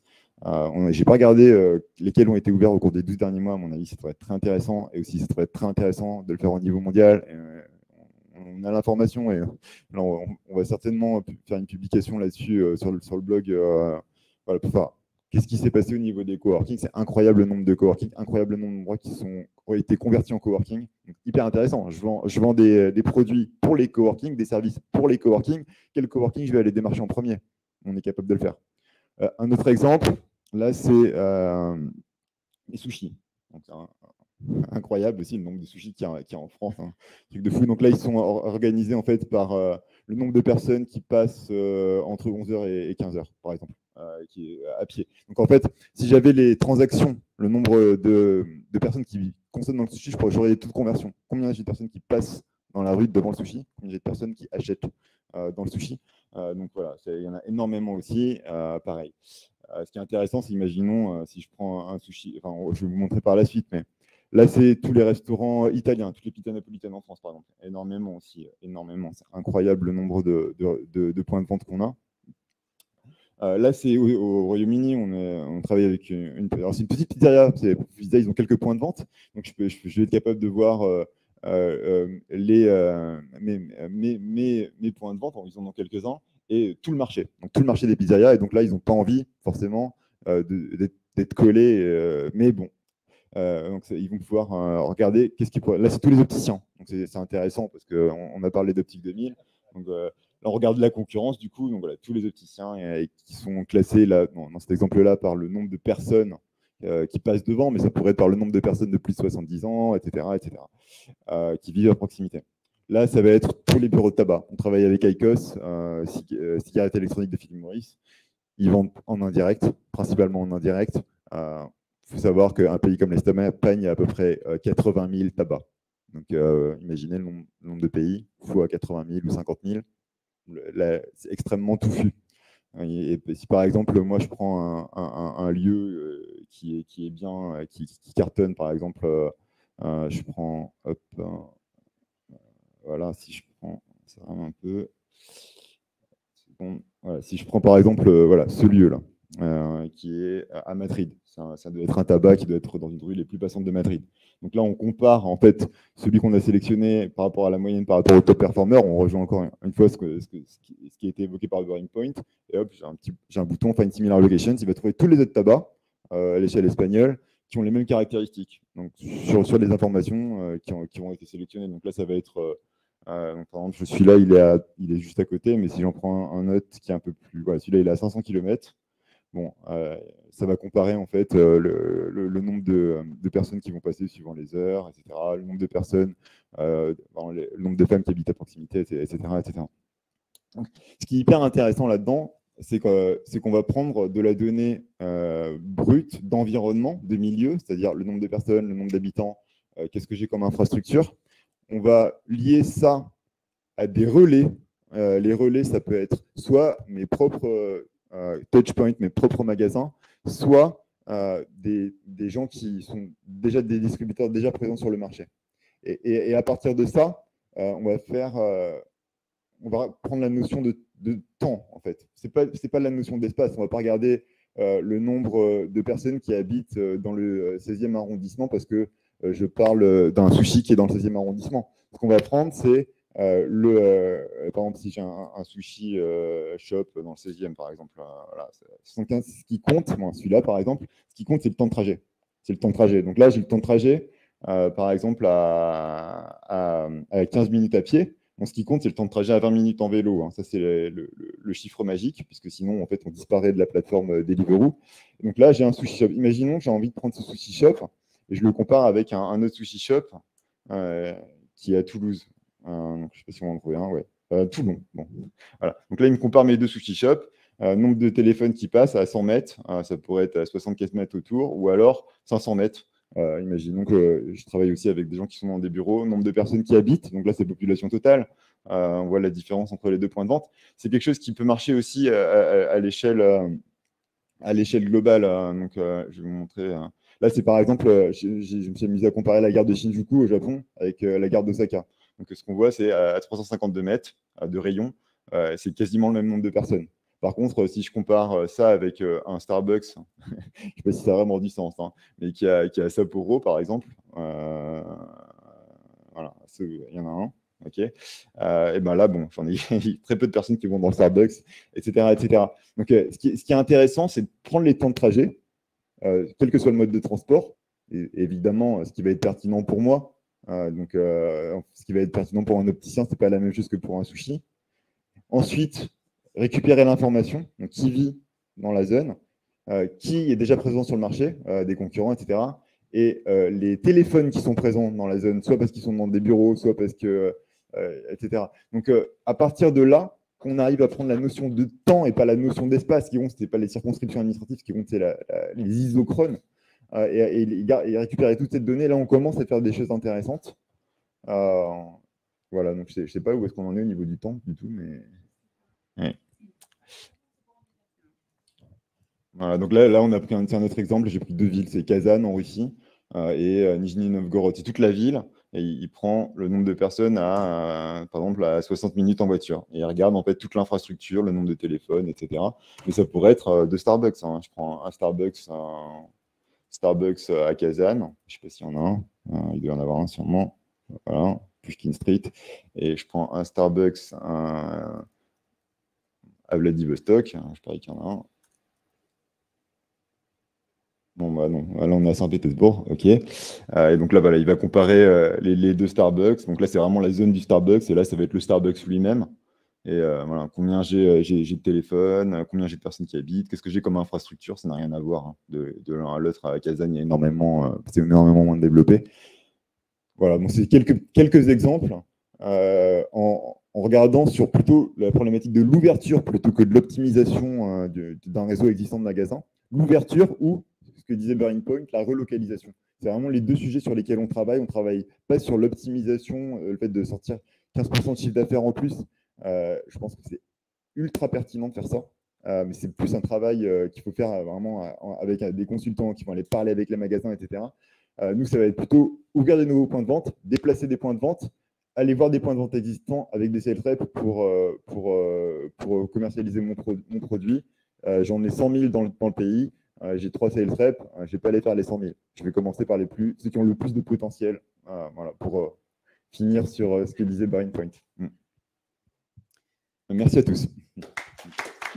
Merci, Michael. Alors, je vais aller au micro là-bas. Donc, Olivier a dû partir pour aller voir un maire dans l'Est de la France. Ça reste toutefois toujours assez confidentiel, ces émissions. Merci à tous, c'était ultra passionnant.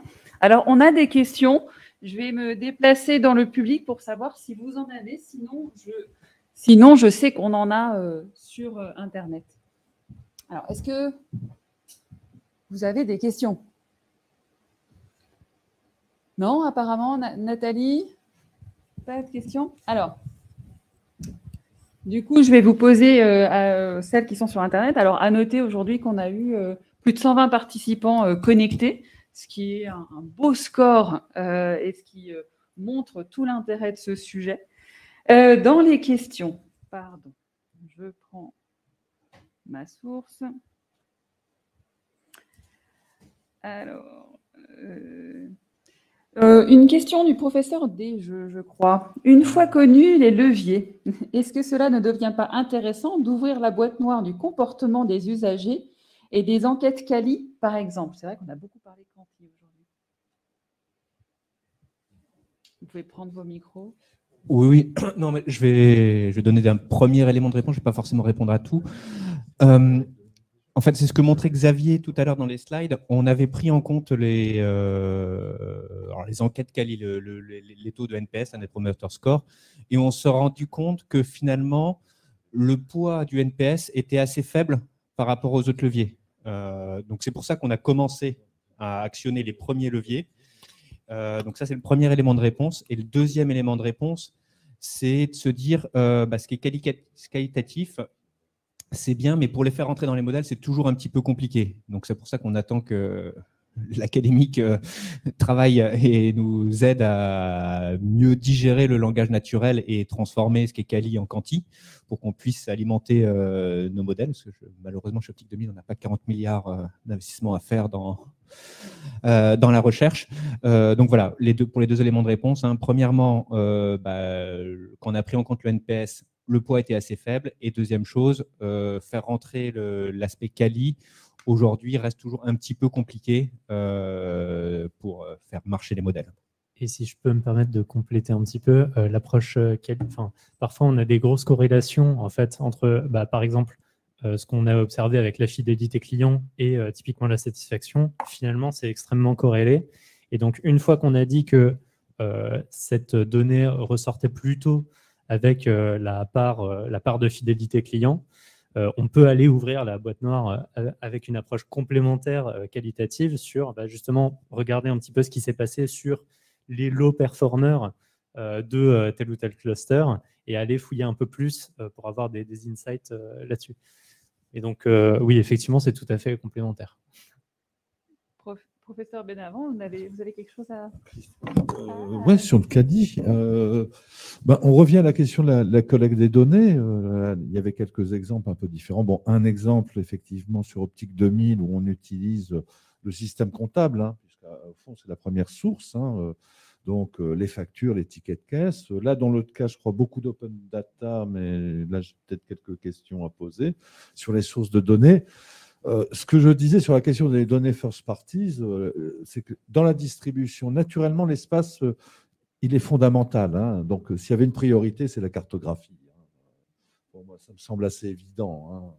Chaque manager devrait avoir un écran et devrait pouvoir se représenter ce qui se passe dans la journée, exactement comme on regarde la météo sur Microsoft et on sait exactement à quelle heure il pleut et ça s'arrête de pleuvoir. C'est un vieux rêve, un grand rêve, il est important. Mais il faut soigner surtout sa collecte d'informations.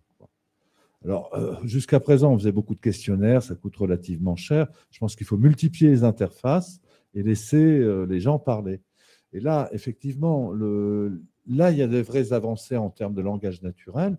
Aujourd'hui, il faut se poser la question d'enquête no questions. Autrement dit, faire des interfaces où les gens disent ce qu'ils ont à dire, peu importe, que ce soit vocal, parce qu'on fait des grands progrès, donc les technologies de speech to text, donc de transcription de discours en parole, vont se multiplier dans les années qui viennent, et toutes sortes d'interfaces, et puis effectivement concentrées. Et là, effectivement, on peut faire du qualitatif. Et pour de la détection de problèmes, si on se rend compte que dans un endroit, il y a des problèmes de NPS, ou de satisfaction, mais je vous confirme, j'aurais vu des dizaines d'études, la corrélation entre les deux, c'est toujours la même, c'est de l'ordre de 0,70. Donc les débats NPS satisfaction sont des faux débats, on ne mesure que la même chose à ce niveau-là. Mais pour pouvoir expliquer ça, effectivement, point de vente par point de vente, ça pourrait être intéressant d'avoir des espèces de synthèse automatique de ce qui est raconté spontanément par la toute petite part des consommateurs qui s'expriment. Mais souvent, ils s'expriment au nom des autres.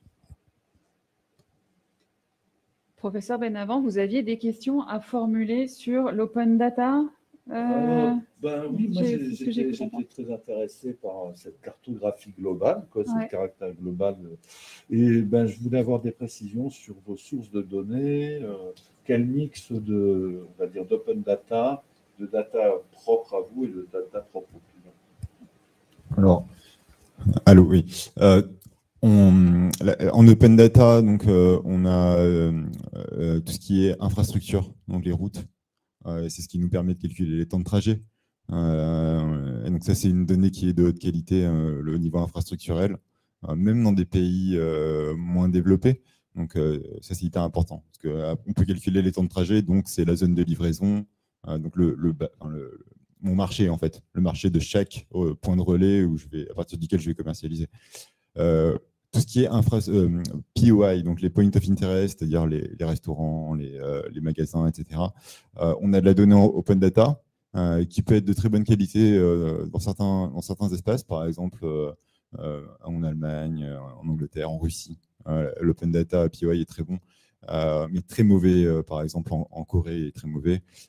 Donc là, en fait, on a une autre source de POI qui va être des robots. On va aller scraper en fait, des sites où là, la donnée, elle est totale. Il n'y a pas un angle mort. Donc, on le fait avec des acteurs, des sources de données publiques coréennes. On le fait avec des sources de données publiques internationales, ce qui fait que on n'a pas d'angle mort au niveau infrastructurel et POI, mis à part la Chine, où on n'a pas développé l'infrastructure parce qu'on n'a pas eu de projet encore. C'est un gros morceau de la Chine, donc on a fait l'impasse là-dessus. Pour tout ce qui est recensement de population, donc là, c'est les États qui vont compter leur population tous les 3 à 10 ans. On a le problème du format, c'est des formats qui n'ont rien à voir d'un État à l'autre. Donc nous, on a fait une brique de code qui permet d'intégrer un recensement et de le passer dans un format standard qui ensuite est utilisable partout. Et surtout pour nous, parce que sinon, c'est très compliqué. Et la carte elle-même, c'est OpenStreetMap ou c'est Google Maps? Alors, le fond de carte qu'on utilise, c'est Mapbox. Donc, c'est le concurrent de Google Maps. Le fond de carte. Et eux, ils utilisent OpenStreetMap, je crois, en partie, et d'autres sources aussi. La donnée, par contre, c'est juste un décor qu'on a sur le site web. La donnée qui est dans notre base de données, il y a la donnée POI, infrastructurelle, recensement. Les temps de trajet, on les calcule à la volée. Donc, à chaque fois que vous faites une requête, elle va calculer les temps de trajet. Et après, la donnée téléphonique. Donc là, c'est les téléphones, qu'on dit le nombre de personnes qui sont à pied, en voiture, suivant les heures.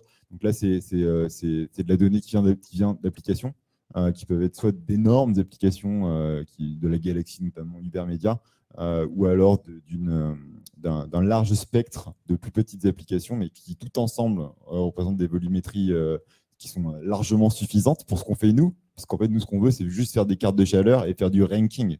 On veut juste savoir à 22 heures quels sont les endroits les plus intéressants. Et on regarde ça sur 6 mois. On n'a pas besoin de regarder ça hier ou avant-hier.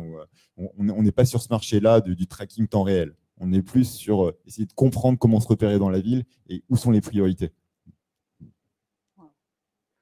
C'est impressionnant. J'avoue que je reste un peu sans voix devant toute cette précision d'information et cette prédictibilité à laquelle moi, personnellement, je ne m'attendais pas à autant de finesse en fait, d'information. On a aussi une deuxième question. Alors, une question aussi du professeur des jeux et cette fois-ci pour le professeur Benavent.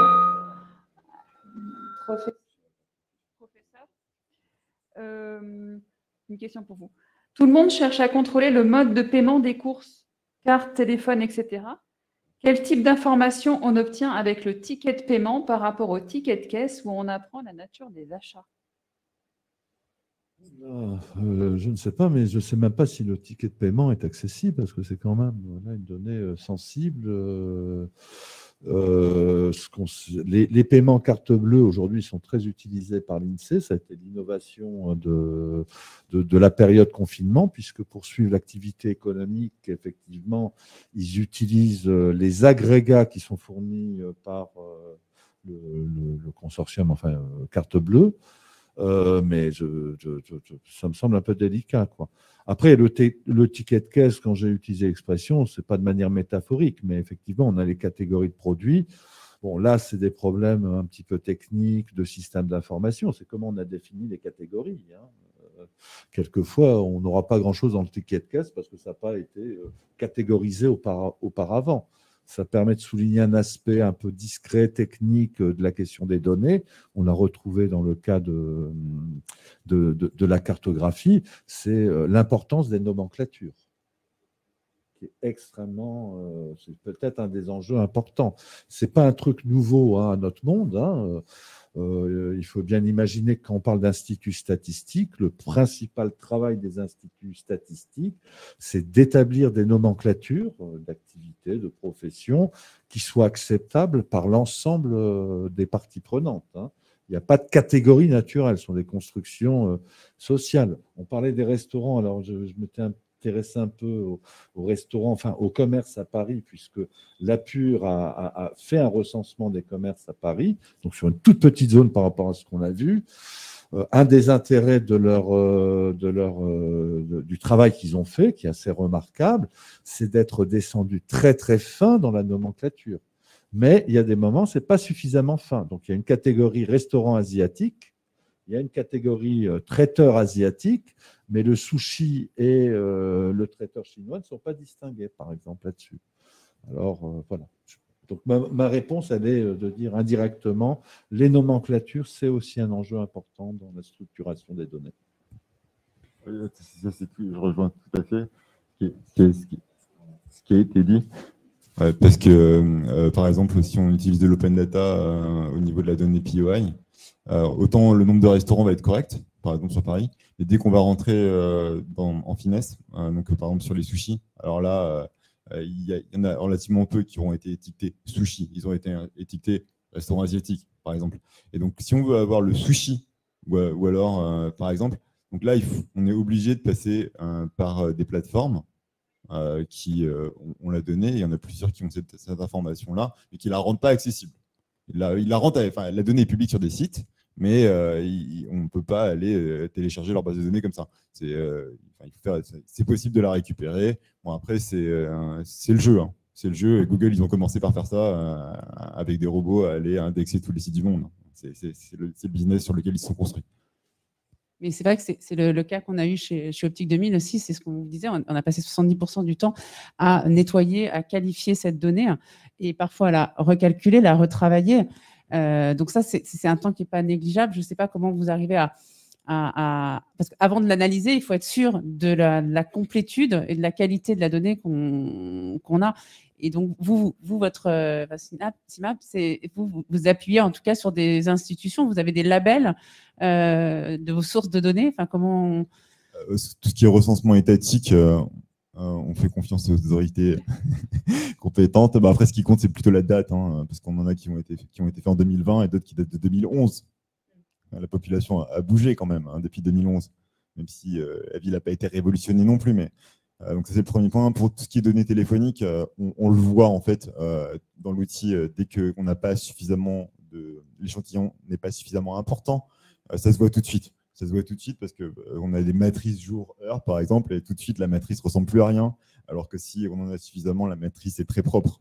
On a eu ce cas-là aussi. C'est vrai que le volume est très important et on a dû exclure pas mal de données dans notre étude parce que, alors comme en plus chez Optique 2000 sur des magasins indépendants, on n'avait pas forcément accès à toutes les données et donc ça fausse l'analyse. Si on n'a pas un volume significatif, effectivement. Ouais.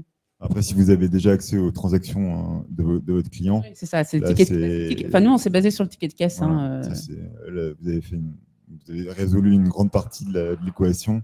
Après, pour ce qui est de l'environnement concurrentiel, le milieu dans lequel se situe chaque point de vente, voilà. En open data, je pense que si on veut avoir juste une idée générale, à peu près pour les grouper en 3-4 groupes différents, là, ça suffit, l'open data. Si on veut vraiment, pour des nouvelles implantations, savoir que là, je vais mettre un Pokéball à cet endroit-là parce qu'à 20 minutes, il n'y en a pas et je vais être le seul sur Deliveroo. Là, ce n'est pas de l'open data. On est obligé de travailler avec de la donnée plateforme qui va être de haute qualité. Alors, moi, j'évolue dans un autre milieu, en dehors de la chaire de STP, le milieu des vétérinaires. Et j'ai vu beaucoup de corrélations entre ce que vous avez dit et nos problématiques. Notamment, je travaille dans un GIE pour les vétérinaires. Donc, vous voyez, il y a beaucoup de ressemblances. Et ce que je me dis, c'est quand je vous entends parler et quand moi, je vois mes problématiques, je me dis que chacun dans notre secteur d'activité ou dans notre métier, on est en train de chercher peut-être des datas qui pourraient être standardisées sur certains paramètres parce que la localisation géographique, le niveau de catégorie socio-professionnelle des personnes, est-ce qu'il n'y a pas quand même des convergences sur lesquelles les acteurs pourraient se mettre d'accord sur des variables standards, par exemple, ou des KPI standards? Moi, je trouve ce qui est hyper intéressant, c'est qu'on ne s'était jamais rencontrés. Et en fait, on utilise un vocabulaire qui est identique, quasiment identique. Enfin, nous, en interne. Et donc, c'est vrai que ça rassure. Pareil, j'ai le même vocabulaire qu'avec toi, Michael, en interne. On revient à ce problème de catégorisation, de nomenclature, bon, j'ai évoqué, et qui participe à l'interopérabilité. Hein. Donc, dans la distribution, j'ai oublié de le mentionner, mais il y a un acteur majeur de l'interopérabilité qui s'appelle GS1, qui simplement en fournissant un système d'adresses comme les URL sur Internet, hein, donc les codes EAN, permet effectivement de faire que n'importe quel produit est étiqueté et identifié. Bon, côté client, c'est une autre affaire. Hein. Il faut un identificateur unique du client. Je n'ai pas mentionné, mais ça me semble capital. Et ce n'est pas toujours le cas dans les entreprises. Mais après, il y a comment on le forme. Donc, le système de GS1, c'est un système exactement comme les URL. C'est-à-dire, il y a un numéro racine qui va identifier l'entreprise ou la marque. Et après, c'est les marques qui vont rajouter les numéros. Sauf que d'une marque à l'autre, on ne va pas forcément utiliser le même système de classification. Donc après, il y a un problème de décodage pour savoir. Donc l'information, elle circule, mais en quelque sorte, elle est sans contenu parce qu'il n'y a pas eu de nomenclature établie. Ouais. Alors là, ça pose une question vraiment, vous avez utilisé le mot institutionnel, c'est le rôle, est-ce que c'est le rôle de GS1 ou d'autres consortiums qui établirait des nomenclatures globales de ce que sont les produits.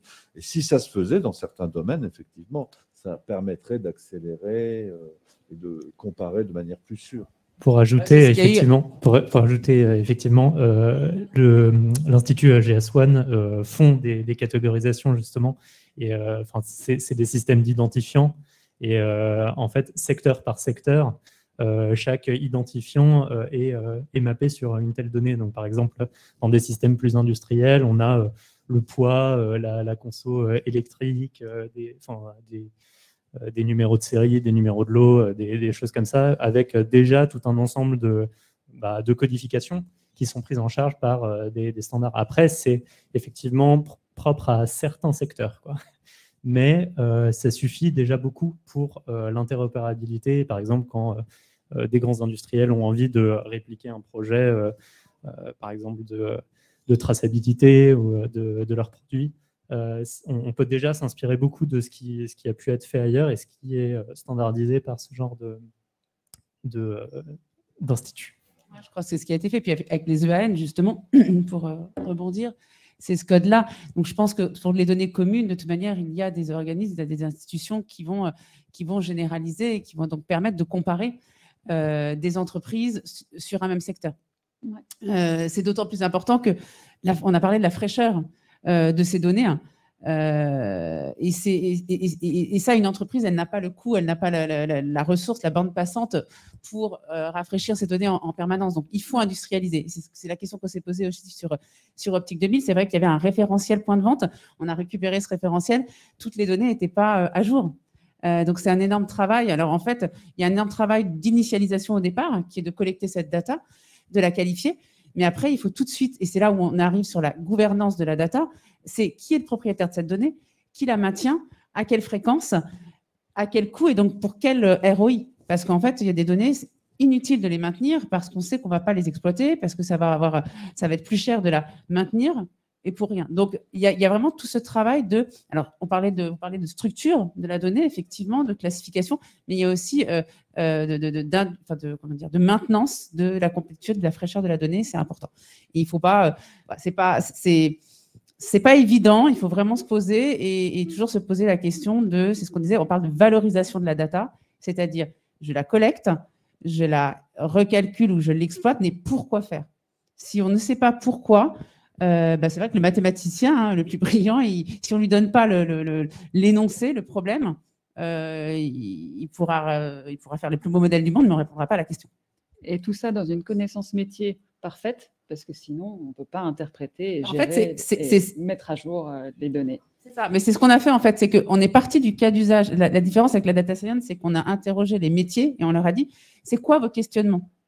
Aujourd'hui, qu'est-ce qui vous anime? Et ils nous ont dit, en fait, on ne comprend pas, on a des magasins qui ont les mêmes données d'implantation, il y en a un qui est bon, il y en a un qui n'est pas bon et on ne sait pas pourquoi et on ne sait pas comment. Donc, on a vraiment travaillé avec le directeur du réseau en premier lieu, c'était un cas d'usage qui nous paraissait très, très parlant. Et il avait des convictions. Et en fait, on a aussi démenti certaines convictions ancestrales. Après, bon, il y a deux niveaux à considérer. Il y a le niveau de l'entreprise, le cas de Optique 2000, etc. Au moins vis-à-vis. Et puis, il y a le paysage général, ce que j'appelle le datascape. Je vais donner un exemple Bon, vous pourriez être, manifestement, dans ce que vous faites, le fait d'agréger des données à une échelle globale et de les mettre sur un même format. Aujourd'hui, c'est ce genre d'initiative qui est absolument déterminante pour avoir un cadre productif pour les autres acteurs. Mais moi, j'ai un autre exemple qui est extrêmement simple, pointu, c'est une plateforme comme Discog. Discog, c'est la grande plateforme de vente et d'achat de vinyle au monde. Sauf qu'il y a eu un travail, alors c'est presque de l'open data d'une certaine manière, parce qu'en tout cas, c'est du crowded data, c'est l'ensemble des acheteurs et des vendeurs de vinyle, les collectionneurs, qui mettent dans le catalogue, qui rajoutent leurs propres disques. Je suis vendeur, j'ai 200 albums, je fais les images, les photos, je les mets dedans. Et il y a un travail de référencement absolument exceptionnel qui est fait. Cette plateforme-là travaille depuis longtemps et aujourd'hui est dans une position de monopole. Ils ont quoi comme information? Ils couvrent la totalité du monde, ils ont indexé la totalité toutes les éditions de chaque album qui a été produit, c'est-à-dire que quand on a un Sgt. Pepper, il y a celui qui a été fait en Angleterre, il y a celui qui a été fait en Allemagne, les différents pressages, etc. Et avec un soin extrêmement important. Et en plus, ils ont une donnée absolument extraordinaire, c'est que c'est une marketplace, on vend, on achète, donc on a une valeur. Et je pense que ce genre d'organisation va de plus en plus grandir. C'est le travail que fait GS1. Sauf que, par exemple, GS1, aujourd'hui, est concurrencé sur un volet, c'est l'information produit, ce que vous disiez. Le véritable acteur aujourd'hui qui référence et nomenclature les produits sur le marché en Europe, aujourd'hui, c'est Open Data Food. Et il y a une lutte qui est en train de s'opérer. Il y a des initiatives qui sont prises par GS1 pour contrer un autre mouvement, on va dire, plus libre, plus open, qui apparaît. J'évoquais le monde de l'université parce que c'est un des mondes les plus plateformisés aujourd'hui. Nous sommes tous référencés. Il y a 30 ou 40 millions d'universitaires dans le monde. Il y a une plateforme qui s'appelle Orcid et qui fournit un numéro unique à chacun, qui est employé par les revues. Chaque article est nomenclaturé. Il y a un numéro de DOI qui est fait.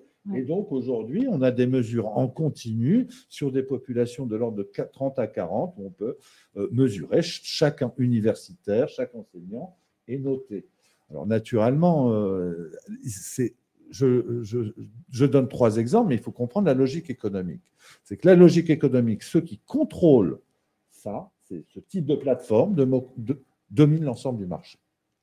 Par le mécanisme de l'API, parce que dès qu'un acteur aura besoin de l'information, il va devoir passer par l'API et sans doute payer une cotisation ou un fee ou une donnée. Donc on est dans un monde effectivement assez intéressant où il y a une espèce de double du monde numérique qui est en train de le jumeau en quelque sorte des données, un jumeau digital, digital des données produites au sein des entreprises. Et ça, c'est quelque chose d'absolument critique. Stéphane, vous avez quelque chose? Non, alors juste peut-être un tout petit peu nuancé. Effectivement, pour le statisticien, c'est super bien de pouvoir comparer tout. Après, pour le retailer, est-ce qu'il a envie qu'un client qui rentre dans le magasin puisse comparer le produit qu'il a mis sur son présentoir avec ses concurrents? Je ne suis pas sûr. Je pense qu'on a encore des freins. Donc, évidemment, le monde fait qu'on y arrivera, mais je pense qu'il y a encore un certain nombre de freins. Donc ça, c'est la première chose. Et la deuxième chose, alors là, je prends plus le cadre du métier de l'optique. On a des produits en toute petite série, voire des produits sur mesure. Enfin, typiquement, les verres. 2 personnes qui ont des verres. C'est pas le même axe, c'est pas le même cylindre, c'est pas la même fabrication. Du coup, c'est des choses qui sont un petit peu, pas forcément simples à comparer et pas forcément comparables. Donc là, il faut définir ce qui est comparable et ce qui n'est pas comparable. Et on revient effectivement au sujet de nomenclature et de définir effectivement qu'est-ce qui fait foi et sur quoi se baser. Merci. Alors, je pense qu'on arrive presque au terme, oui, 10h20. Petit résumé du coup, et puis introduction de notre prochain événement. Donc, Data Driven, on a dit que c'était toujours un projet d'entreprise d'abord, avec une acculturation de cette façon de faire. La collecte des données, la question était de savoir quelles données, à partir de quelles sources, ça c'était absolument fondamental, et tout en connaissant bien du coup effectivement le métier pour savoir quel type de données colliger. Parmi ces données-là, la notion de géolocalisation était absolument fondamentale. Merci Michael de nous avoir si bien précisé ces choses-là. Et puis évidemment, la notion d'output qui était absolument fondamentale par rapport à, une fois que j'ai extrait ces données-là, qu'est-ce que j'en fais, pourquoi faire et avec quelle augmentation de chiffre d'affaires à la clé. On l'a très bien vu avec vos exemples de clusters. Mais dans tout ça, on a un peu abordé la question du coût. Le coût de toute cette technologie-là. Alors, on n'a pas eu le temps vraiment de la traiter, mais c'est la question quand même de notre prochain événement, le 6 octobre. Donc, ce sera le titre de notre thématique sera The Sustainability Challenge for Retailers. Donc, ce sera en anglais. Physiquement, ça se passera à Dublin, mais non, pardon, pas à Dublin, à Berlin. Berlin, oui, à Berlin. Sur le campus, évidemment. Et il y aura une retransmission en visio exactement comme ici. Et ce sera le soir, donc en fin de journée. Donc, si ça vous intéresse, n'hésitez pas à venir en présentiel à Berlin ou bien devant votre ordinateur. Je vous remercie et puis bonne journée à tous. Merci.